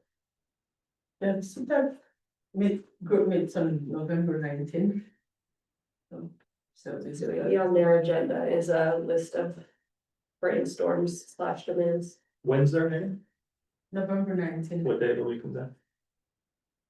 Oh, it's a Wednesday, 7 p.m. Virtually, all That's the a board virtual working. What time do they meet? 7 p.m. Can't jump out of that. All right, well, let me think on that. All right, but as of now, though, in addition, or asking for some input from them, any other types of things? Because that's really the direction today, is if staff needs to gather around and collect that. I think that's right, that's good. All right, so I think we have what we need, but I just want other policy board members to know we're gonna be contending and dealing with that in December. So that we can start off the new year with what our game plan is gonna be. Plus it gives folks in the public, because we did receive public comment on one, chance to weigh in as well. Sweet, thank you. All right, number 5B, Regional Transit Partnership and CARTA transition. Taylor, you're gonna talk us through that? I sure can. So what's included in your packet today is a staff memo and a couple other draft documents. Basically that will inform the transition of the Regional Transit Partnership following the activation of the Charlottesville Albemarle Regional Transit Authority earlier this year. So the RTP was established in 2017 as a committee of the MPO following a recommendation that came out of a regional transit coordination study, specifically to advise on transit-related matters and to really serve as an interim body to get us from the committee to an eventual transit authority. So really excited that we've made all of that progress in that time to actually be here today. Since its creation, the RTP completed multiple studies. They had a strategic plan. They did the Albemarle County Transit Expansion Study that led to microcat. We also had the Regional Transit Vision Plan and the Transit Governance Study that all came out of the work that the RTP did. And so it's not without significant progress that we're here today making this decision. Ultimately, it's a really good thing that it's finally transitioned to part of becoming that regional forum for the transit decision making and transit discussion. And so before you today, it's just a couple of these materials. As informational, we have a draft dissolution letter, and basically the process that we'll be following is all of the 6 signatories of the original MOUs for RTP will then have to take action to dissolve the RTP in December 2025. And so there's a letter requesting that action. There is a draft memorandum of understanding for CARTA instead of RTP, since that will be the body going forward. And then before you in December, there will be an actual amendment to the RTP MOU, just officially getting a signature agreeing that we will sunset it in December.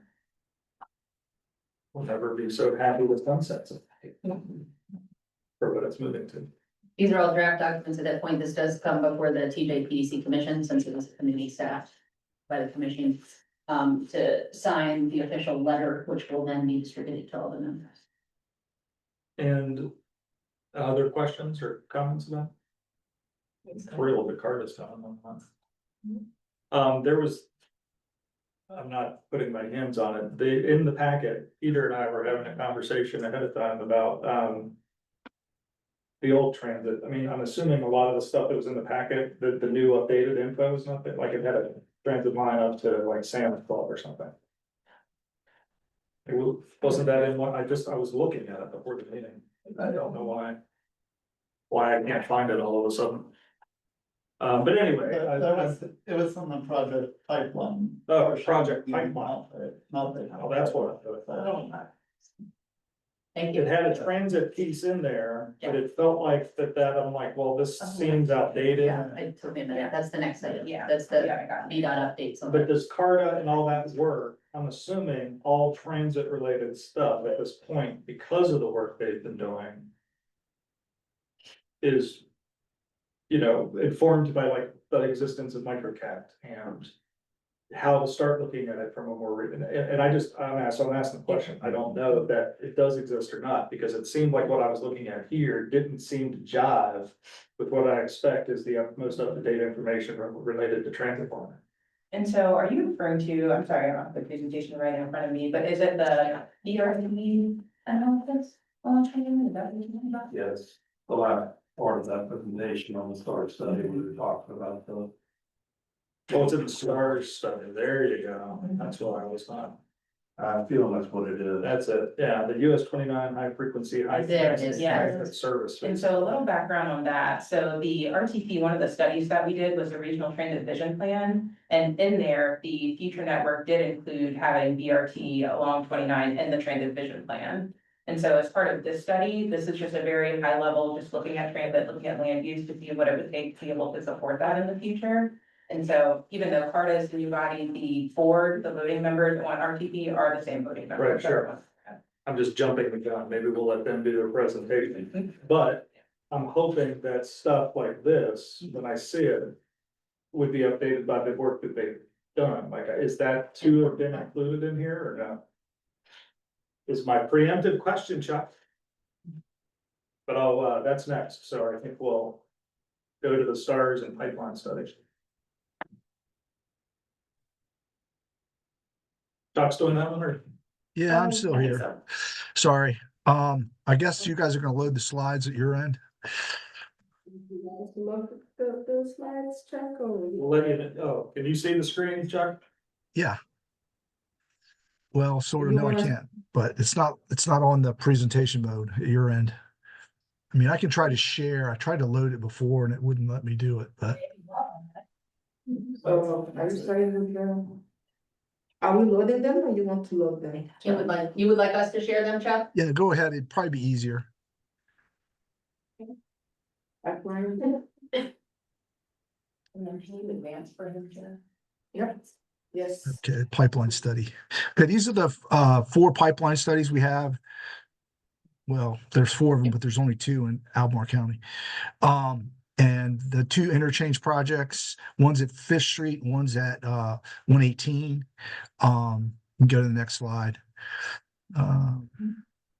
This one is the 64 one, 29 at 64. It's basically the southern end, but we are looking at the mainly the southbound left turn movement because that's the one that's starting to queue up significantly. And there's several reasons for that because of the merge weave from Fontaine Avenue interchange heading south, and then them trying to get over with the people that are coming south from Ivy Road and points north. They're all trying to get in that left turn lane, and the turn lanes are really short for that because we didn't want to lengthen the bridges at the time. So it makes for a capacity issue underneath the bridge because the turn lanes are too short. So what we're trying to do is come up with a way to solve that problem.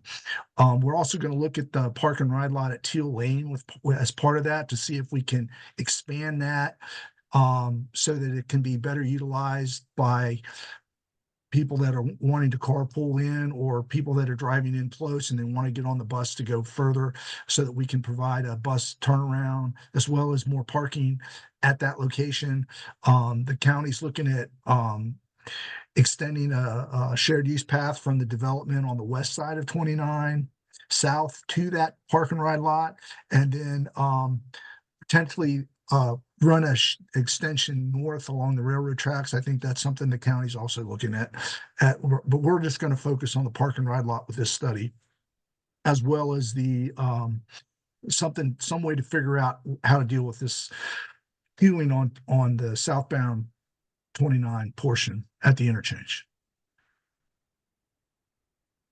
Next slide. Okay, these are some of the issues. I mean, some of the things we had our initial survey come out. We're basically, yeah. And this is the Fish Street. Go back one. There. Where we talked with the public to see what they thought the concerns were, and this is what some of what we heard from them. Summary of the crashes: 252 crashes on the corridor since 2020, and a significant number of them are related to that southbound left turn movement.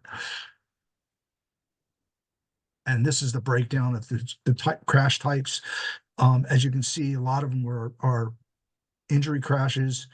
44% are non-visible injury crashes, which are still considered injury when from our perspective when we looked at them from a scoring perspective in smart scale and ranking them in VTrans. All right, you can go to the next slide. This is the Fish Street corridor. We actually ran it all the way up to Harris because that's where the previous study that we did started at. Just because the city's changing what they're doing north of Harris, and we wanted to make sure that we were going to accommodate what they're going to do through this corridor up to the bridge, and then how can we get across the bridge to the other side in a cost benefit economical way. With the shared use path on the bridge, it just wasn't feasible, cost too much. So we're going to look at alternatives for how can we minimize the impacts to the bridge so we don't have that added cost to the project and still provide the benefit of the DDI. And then how can we address the multimodal components coming to the bridge and getting across the interstate to the other side. And those are some of the things that we're looking at as part of this study. Next slide. As you can see, this one's also has a lot of crashes at this location, 225 on the corridor, which is pretty significant. It's a Category 1 location. Several of the south intersection, ramp intersection is one of the high priorities for the district, safety priorities for the district. So that's one of the reasons this one's high concern to us. So we want to try to get those situations addressed. The DDI is the preferred alternative from the last round. So we're really not looking at changing that alternative part of it. We're going to look at how can we more efficiently get it funded. Can I ask a quick question about this one? Sure. Please. So of the 225 crashes that are indicated here, were most of them around that off ramp that you just mentioned, or were they all along the corridor?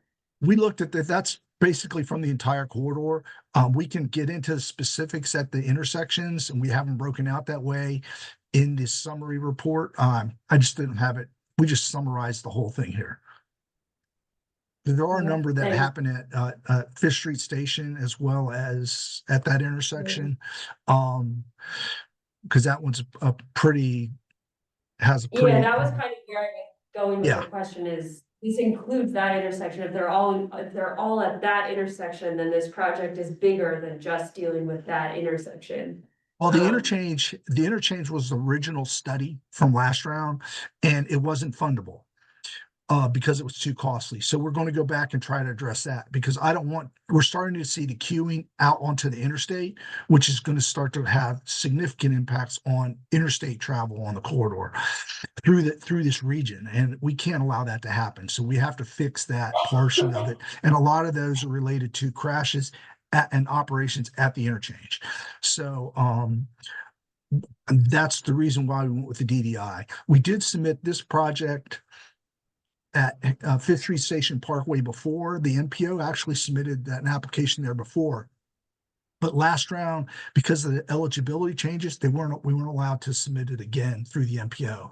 So it's a viable project. We just have to figure out a mechanism to get it funded. Because the MPO is not eligible to submit that project. Thank you.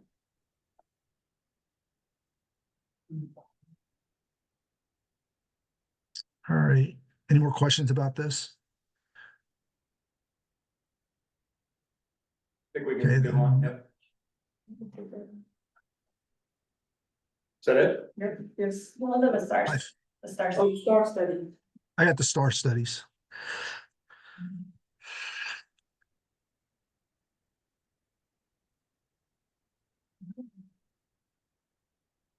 This is actually one study. We just broke it in pieces because we didn't know if they'd be able to track the same way from a time frame perspective. So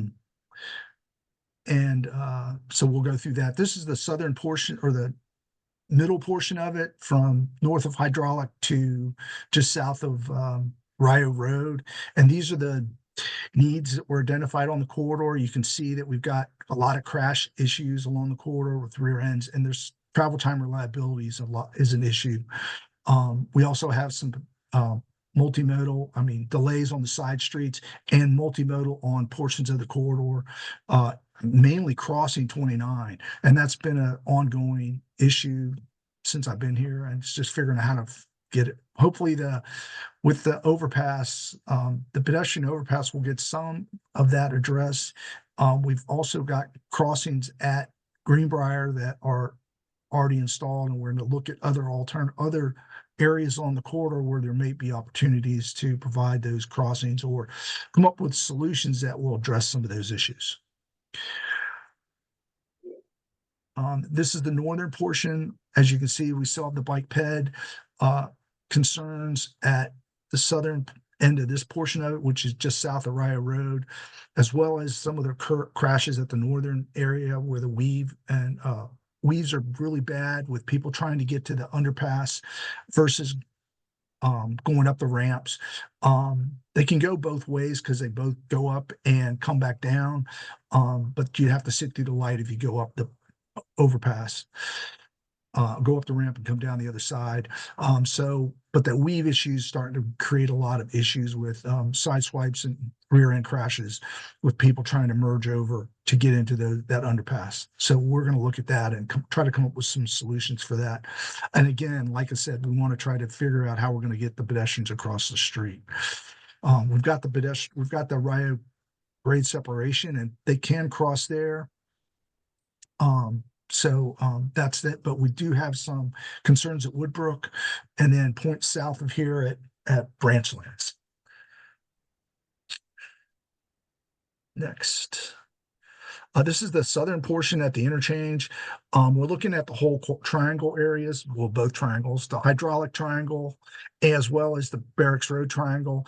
And like I said, when they started modeling this, they saw the queuing on the ramp northbound at Barracks Road. That's where we got that information from that Sandy spoke of earlier. But these are the issues we're seeing in this area.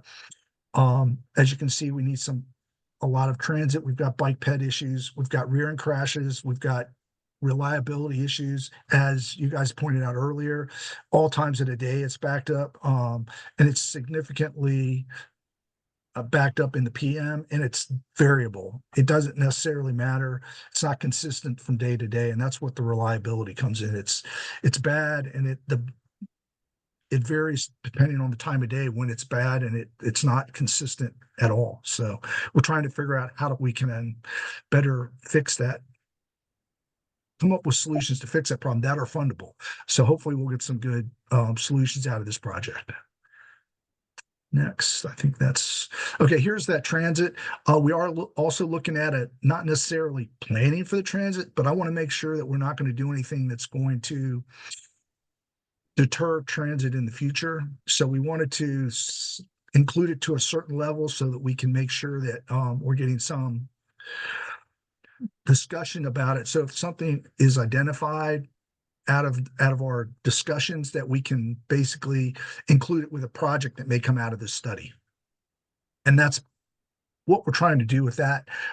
So we do, Michael Baker's got their transit folks that are working with the team on looking at the corridor from a high level to see what, not necessarily what we can do, but what the options might be for transit on the corridor, and what areas we may want to consider a bus pull off or something like that that may be utilized in the future if we wanted to do something like that.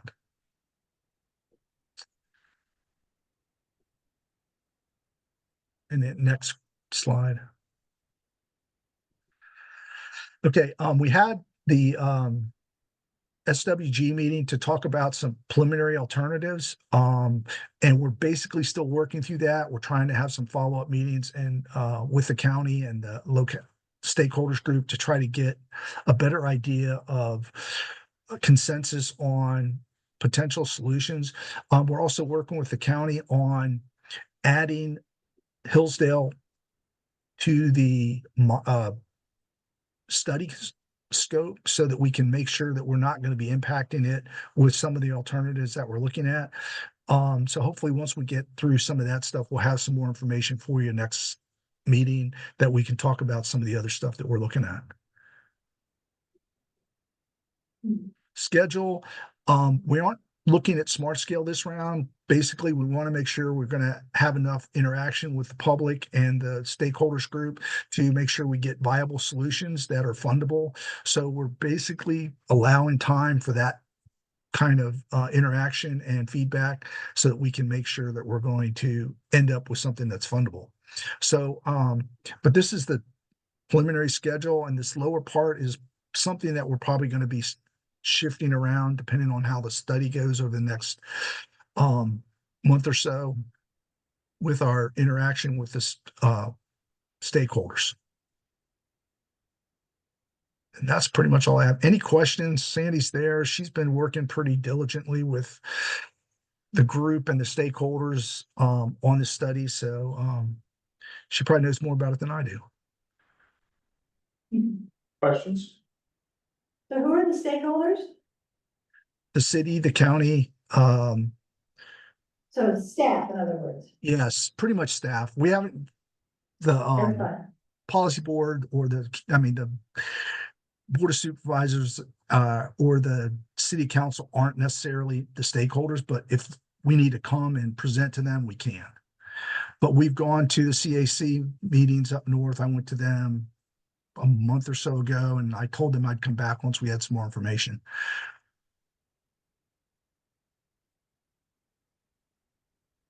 Isn't this a job for CTAC to be stakeholders?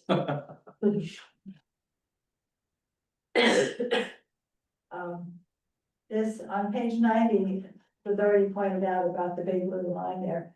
So on the consideration list, is this a true BRT in its own lane?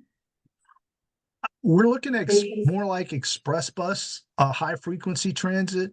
The feedback we were getting from Michael Baker and their analysis of it, to get to that level, you don't have enough density for BRT in its own lane. So we'd probably be considering some in the near term, more like high frequency transit or express bus or something like that. Very good.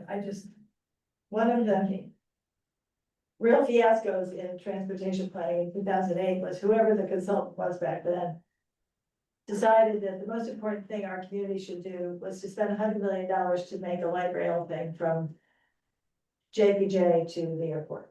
And of course, that went completely flat immediately. And that was sort of the end of the discussion for like 5 years. So I'm very glad you're being more moderate in your approach here today. Thank you very much. We had a lot of discussion, and they've presented. We're going to have another follow-up meeting with the stakeholders group, with the transit folks there, so we can make sure we're addressing some of their concerns and the questions that people might have about it. Great. Great. Any other questions? Thank you, Chuck. Yeah, I have one for Chuck. Sorry, Ned. So Michael Baker's looking at densities in the future that says it's not feasible.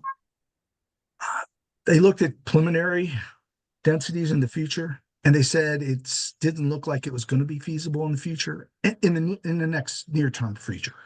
Long-term future, maybe. What's the But I don't horizon know. for this project, the study horizon? I think we were looking at 20 years. All right.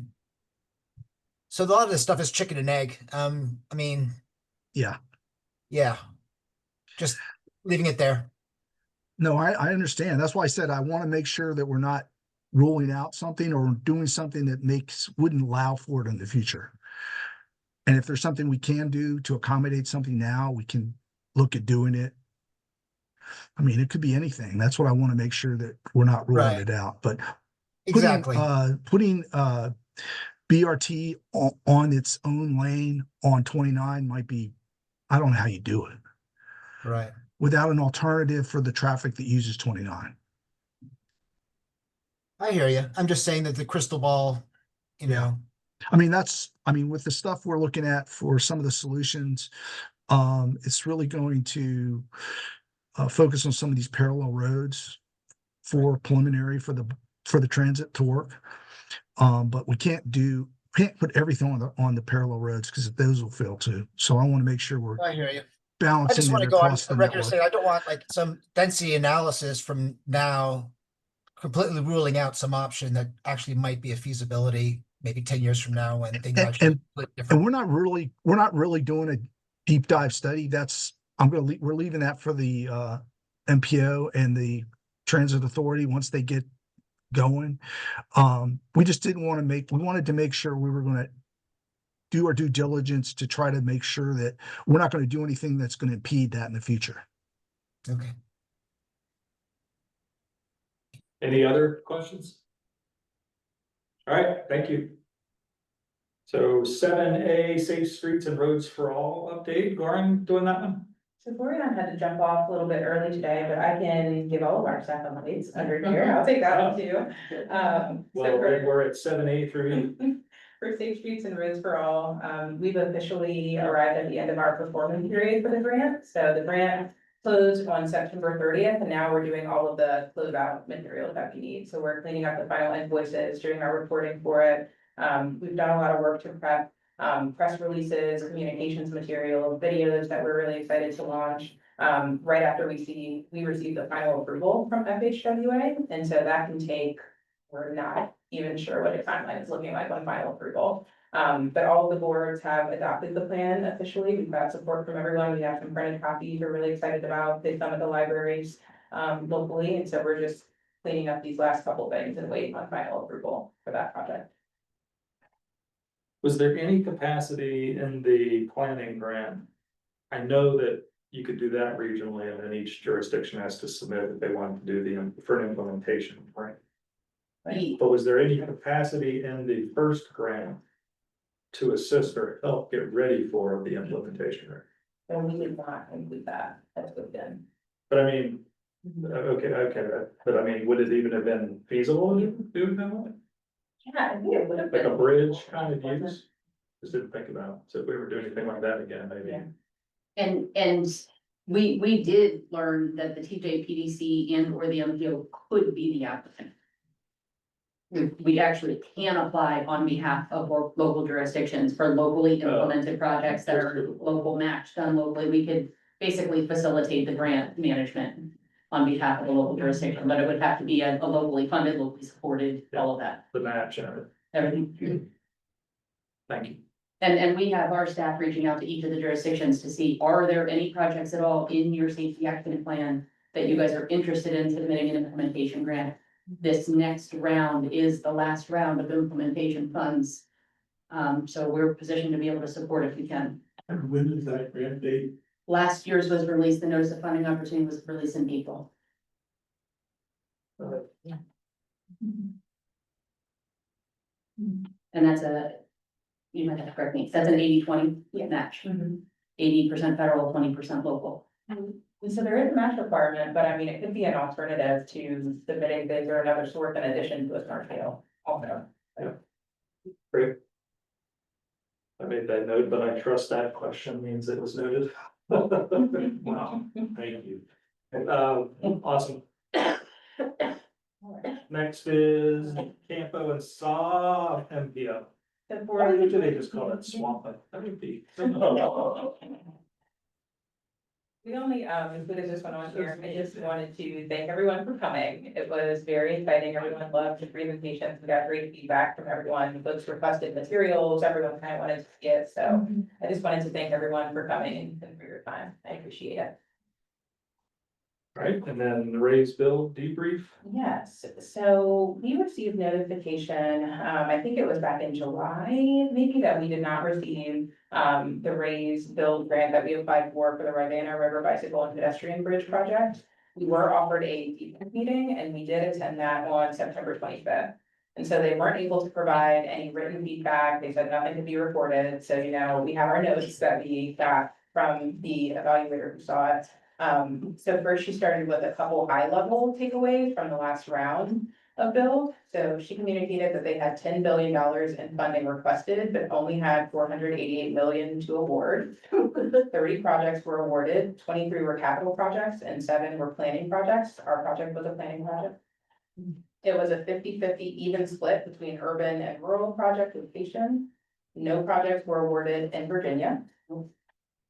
And the next NOFO for build will be coming out fall 2026, and she did indicate they would have over $1 billion for the next round.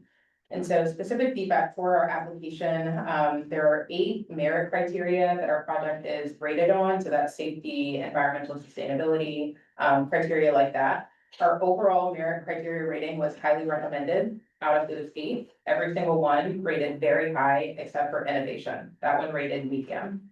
And the feedback that they had on that said the project does not incorporate technologies that are innovative, such as fiber reinforced polymers and low carbon concrete, because they have been previously deployed. And so we asked a couple follow-up questions, you know, and she was not the one who reviewed our specific application.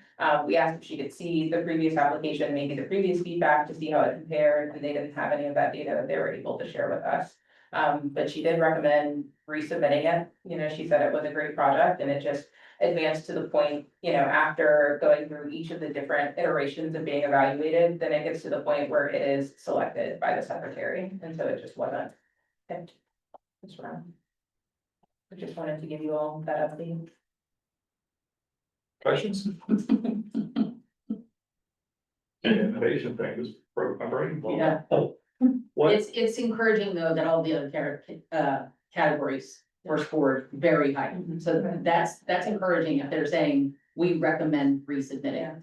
I do have some pause in how many times do you resubmit, because this would be the 4th time that we've gone through that application process. But as long as it continues to be competitive, it could be just waiting in the queue until our time comes back around as they're spreading things out geographically or by project type. So, you know, short of finding another funding stream that would support this work, it seems that we should just keep applying until Our name gets drawn out of the hat. perhaps. Yeah, persistence pays off. And what's Virginia's on the no-go list? Well, I think it's also that what is the name of the, Sugar's Path that's gonna go all the way across from the tunnel? Three notch train. Thank you, I couldn't come up with that. The 3 notch was the most recently awarded, and that is for bike ped infrastructure in this region. So it could also be that they don't wanna follow up with another bike ped in this region when they've got, you know, ports, trains, there's all the different modes that they're looking at. My hope is that maybe they will, you know, that would be lovely, but all we can do is continue to resubmit. And pedestrians only, so that does leave, it seems, a lot more options for materials than something that has to carry a fire truck.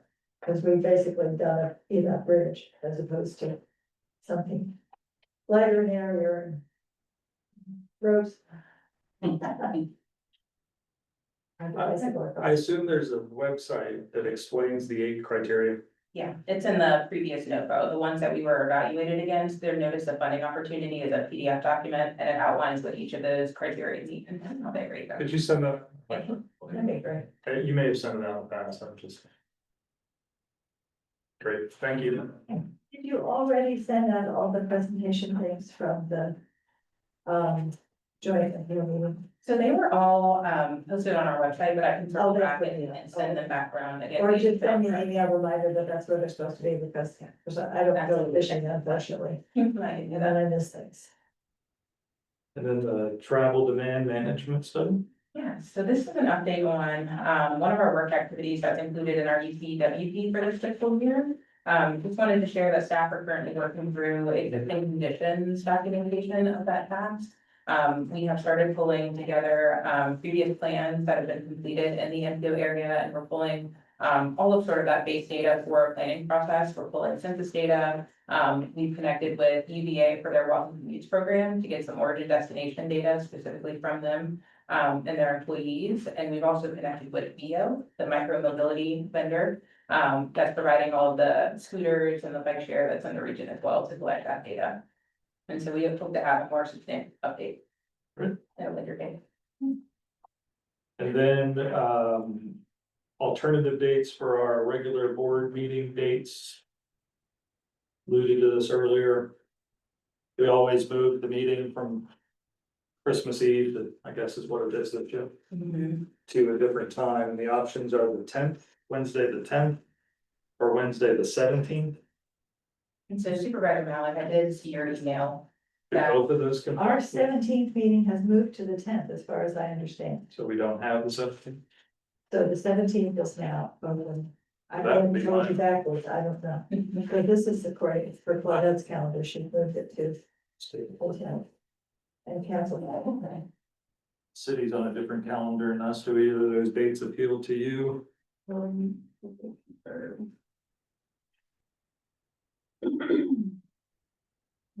yeah. We've got nothing on the 10th or the 17th, so.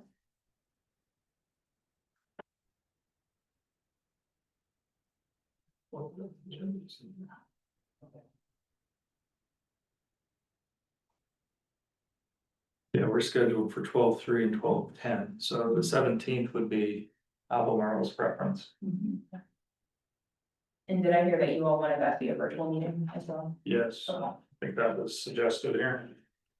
I think in December virtuals just Yeah. That works for us. works well. Good, Awesome. fantastic. Now, we also, can we just get this addressed now? We moved this meeting to 4:30. Yes, we did. Because we had the regional housing partnership was usually at 2, and it was the turnaround from the end of that to the start of this was problematic. So that was part of the reason this got pushed to 4:30. But now the partnership has changed to 1 o'clock. So we can move this meeting back to 4 o'clock if that would be all your all's preference. I know it's working people, it's always let's start later. But 4 o'clock, for the folks that we include, all the ancillary folks, I don't mean to give you a label. We'll take it. It does push their workday longer, so I would prefer to move it back to 4, even though I do appreciate it because I've been there. If it's just me, So I think we should just move that back to 4 o'clock. Since, and for December, it's fine because the regional is definitely virtuals too, I mean. But obviously we need to know the start time, but I think that's fine. And then in the December meeting, we can bring a calendar year schedule of meetings at that new 4 o'clock time, confirm that all the dates work, and then we can send out calendar polls for the next calendar year. Yeah. Great. And hopefully, we will not change our wording for this. Yeah. Um, But I've noticed just when it starts and people, I know 6:30 can get a little late for folks that are included, all right. So now we can do some roundtable updates online, who can go, Jason, you there? I see your name. You I wanna give an am. update for I am Yeah, there. go ahead. I'll keep it brief because I know we're running out of time. I just want to say for the record, 2025 marks John's 50th anniversary. It's September 1975. Wait a second. Hold on. 1975. Picture where you were or you weren't at that time. So that's 50 years ago, right? We carried our first 6 customers, and today we carry about 20,000 trips per month. So we're embarking on a little celebration this next year or so, marking our 50th anniversary. Just want to get that on the record out there, and I'll leave it at that for now. Mike Murphy is going to be presenting to the city council, I think November 3rd. So you'll hear more, and you'll hear more about what's happening at John from him. Awesome. Thank you, sir. Who else is online that we need? Would, I don't see the whole list up there. Is there, is there a way to show the whole list? Yes. I can give a brief update for DRPT. Yes, please, thank you. Hi everyone, Mitch Huber, Statewide Transit Planner. I'll also be brief.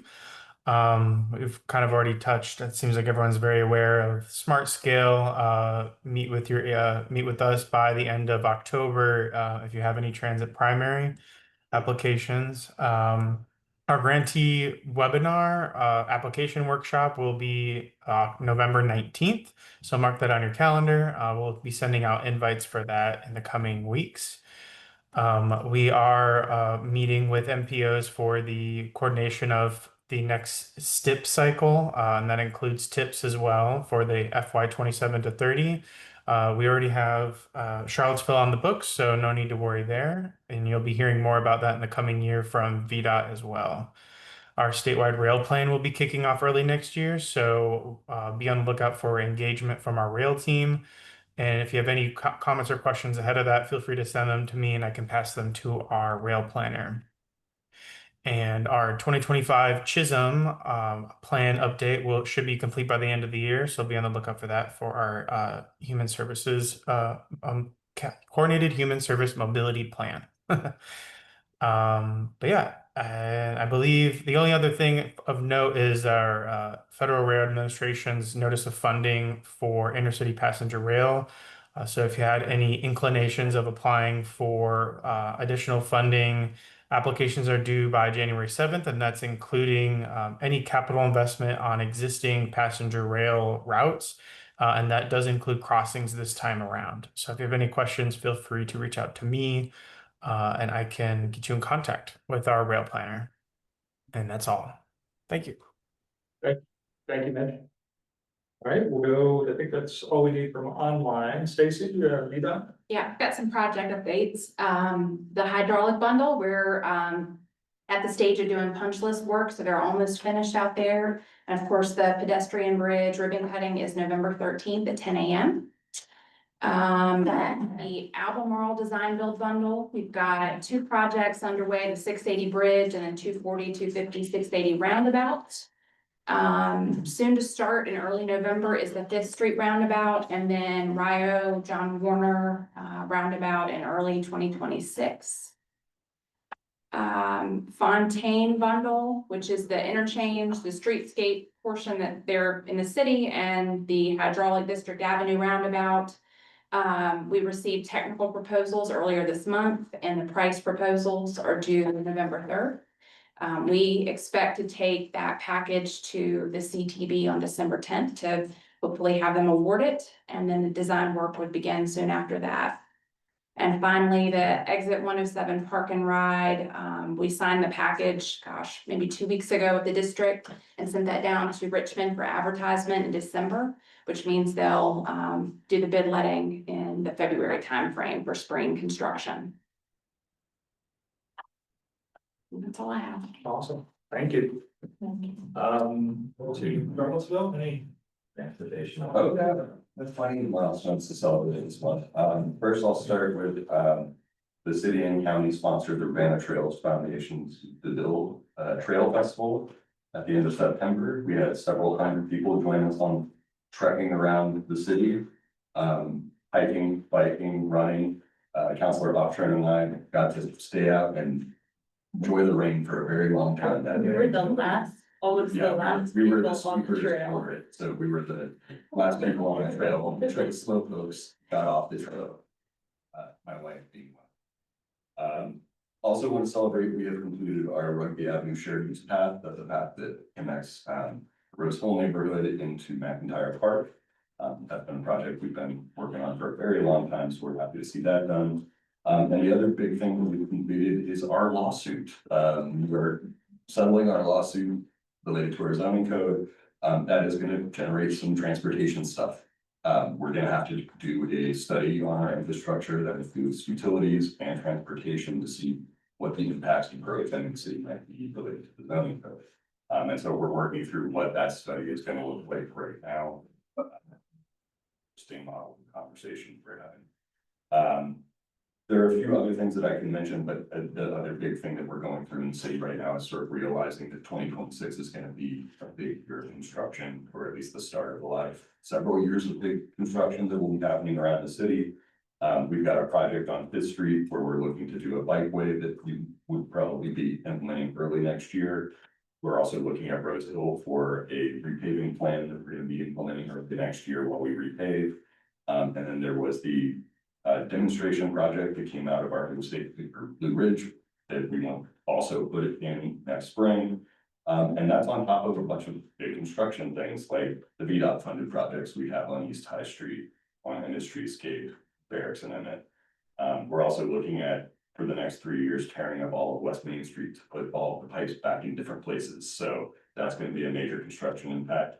We're also looking at a water line going across the southern side of the city of Cherry and Elliott. So these are all big things that are going to impact our network over the next couple of years that are construction related. Hopefully we'll get through all of them painlessly and have a lot of improvements in place, towards the end of this decade, but it's going to be a couple of years that we need to sort through, like, how is this all going to work together and how are we all going to be able to still get around? So that's sort of an internal trying to figure out how we fall around all this time. So exciting times. Question, two things. Sure.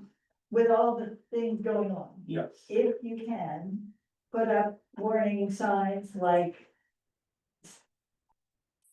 in a place where somebody can make an alternative route. Yeah. Because when things have happened in the past, often you don't find a notice until you're stuck. Yeah. So that I would rather not be in your way if I have knowledge to be able to make another choice.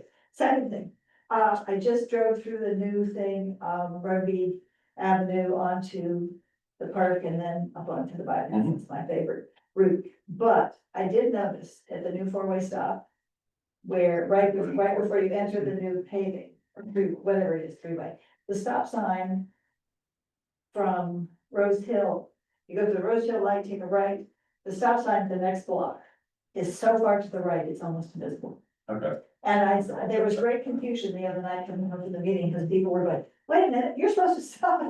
People were just roaring right through there because they didn't see it literally, it was so far. That's not shit. Thanks for that feedback. I haven't gotten a chance to put eyes on how that's operating since they said, yeah, it's finally finished. We can say it's done. So I'll head over there probably in the next day or two. Great, thanks. Albemarle? Yeah, I apologize. I'm subbing in for Tanya and I forgot that I needed to do a. Yeah. So I'll just complete off the top of my head. Obviously, we're doing a lot of stuff with the stars pipeline studies right now. It's a very exciting time for us. We're working on prioritizing internally some revenue sharing projects, so we can get some funding on those, so we can do pre-planning those for the next round of smart scale, something we're trying to work through, bring to our board sooner rather than later. The three-notch study is moving forward. I know that there's a technical meeting tomorrow. They've been developing alignments for that project. And basically, I think the best way to think about this project is you take all these different little segments, and in each segment, you might have 3 or 4 different alignments that sort of come back to a node. So you can imagine being able to pass through ivy, as you're working out, you'll find like a series of stuff that'll sort of come back to a node, and then another segment. So it's really getting broken down in about maybe 6 to 8 blocks of ways that we might be able to think about how we could build a system from the city up to the Claudius Cote Tunnel. On top of that, I think I'll just stop right there. No big projects.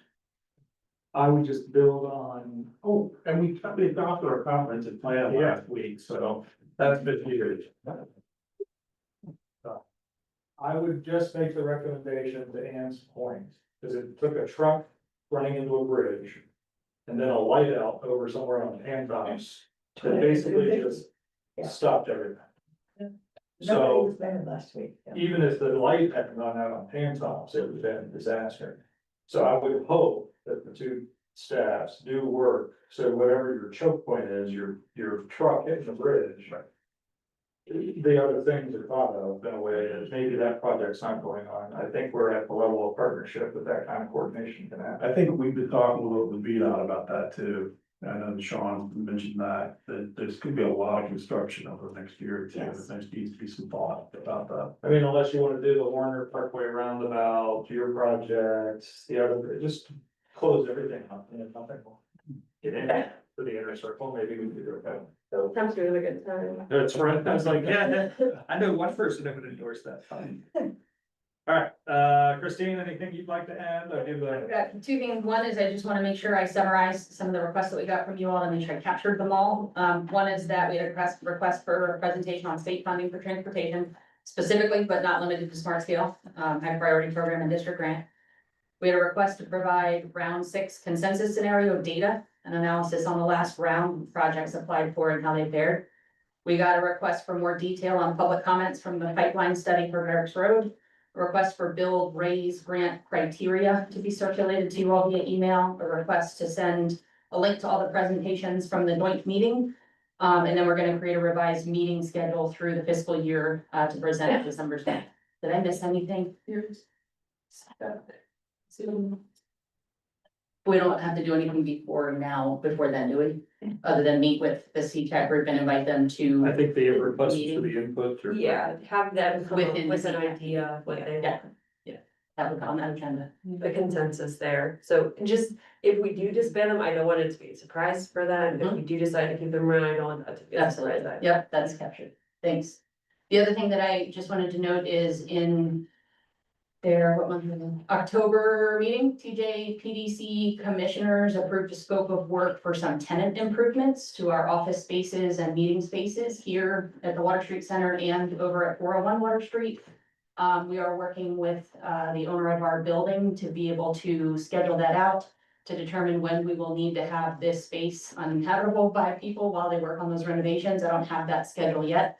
Good news is you guys already decided your December meeting is virtual, so it shouldn't impact your December meeting. If for some reason that requires us to, in February, not be in this space, we'll find an alternative in-person space since you can't have 2 consecutive remote meetings. So we'll make sure to work around whatever that schedule is. City space or something. Yeah, there's a lot of options that we have, There's because some- there may be a location change if in fact the renovations are not complete in time. Some of us can't do city space due to the RF, so I'll offer North Side Library. Anyway, that's fine. I think the idea is it'll be done in January before we even get ramped up. That is the hope, but I'd also hoped to have the schedule right now. Yeah. Great. I was gonna say something. All right, any other public comment? Yes, sir. 2 public comment at the end. And you guys are well practiced, so you know the rules. Yeah, my name is Paul Grady. I live just outside of Crozet. So when the section of the 250 bypass was repaved recently, I was driving north under the old Abbey Road Bridge.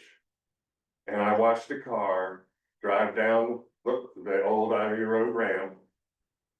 And there was just these little, yellow things, no lines had been put down yet. Drive down the ramp, drive on the shoulder, as if it was a 3rd lane, all the way to Barracks Road. You're already planning on extending the ramp to Leonard Sandridge Road. And you're talking about extending the deceleration ramp to Barracks Road. Why not just make it all 3rd lane, all the way down? You're extending the deceleration lane south to Old Abbey Road. Why not just make a 3rd lane on that side too? Fair. It makes an awful lot of sense. And this is the 2nd time I've said this here, so. I hope you don't disband CTAC. I have 4 or 5 ideas I'd like to present to them. I'm trying to get on the schedule for November, but it may be virtual, so I may have to put my idea off till next year. So I appreciate it if you don't get rid of the committee. And I think I might like to be on that committee. Thank you. Thank you, sir. Mr. Krebs?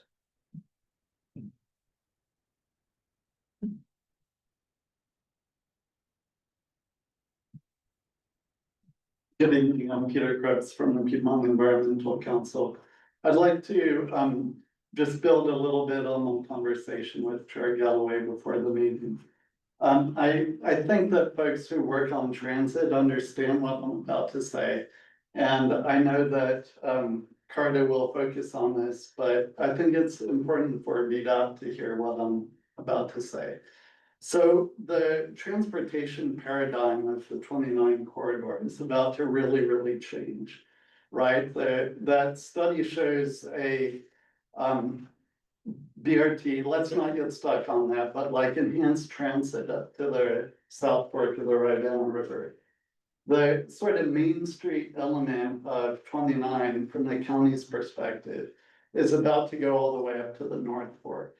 And really beyond. So like if we think about 29 as delivering sort of people from bedroom community of Hollymead to the center of town, think again, it's not gonna be like that 10 years from now, because there are many thousands of jobs that are about to be added to the North Fork area.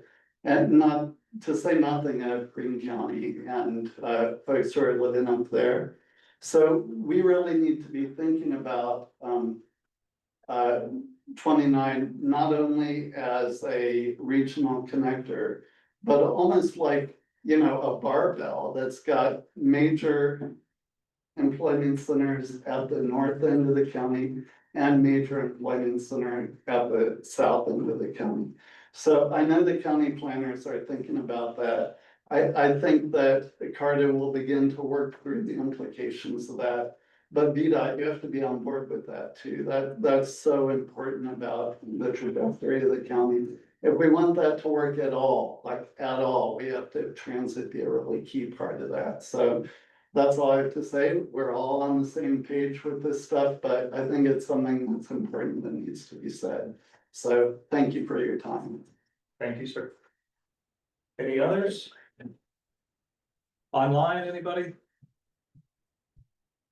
All right, well then that has brought us to close. So if there is nothing else and no objection, we will adjourn to December 17th at 4 p.m. virtually. Great, thank you, everyone. Thank you.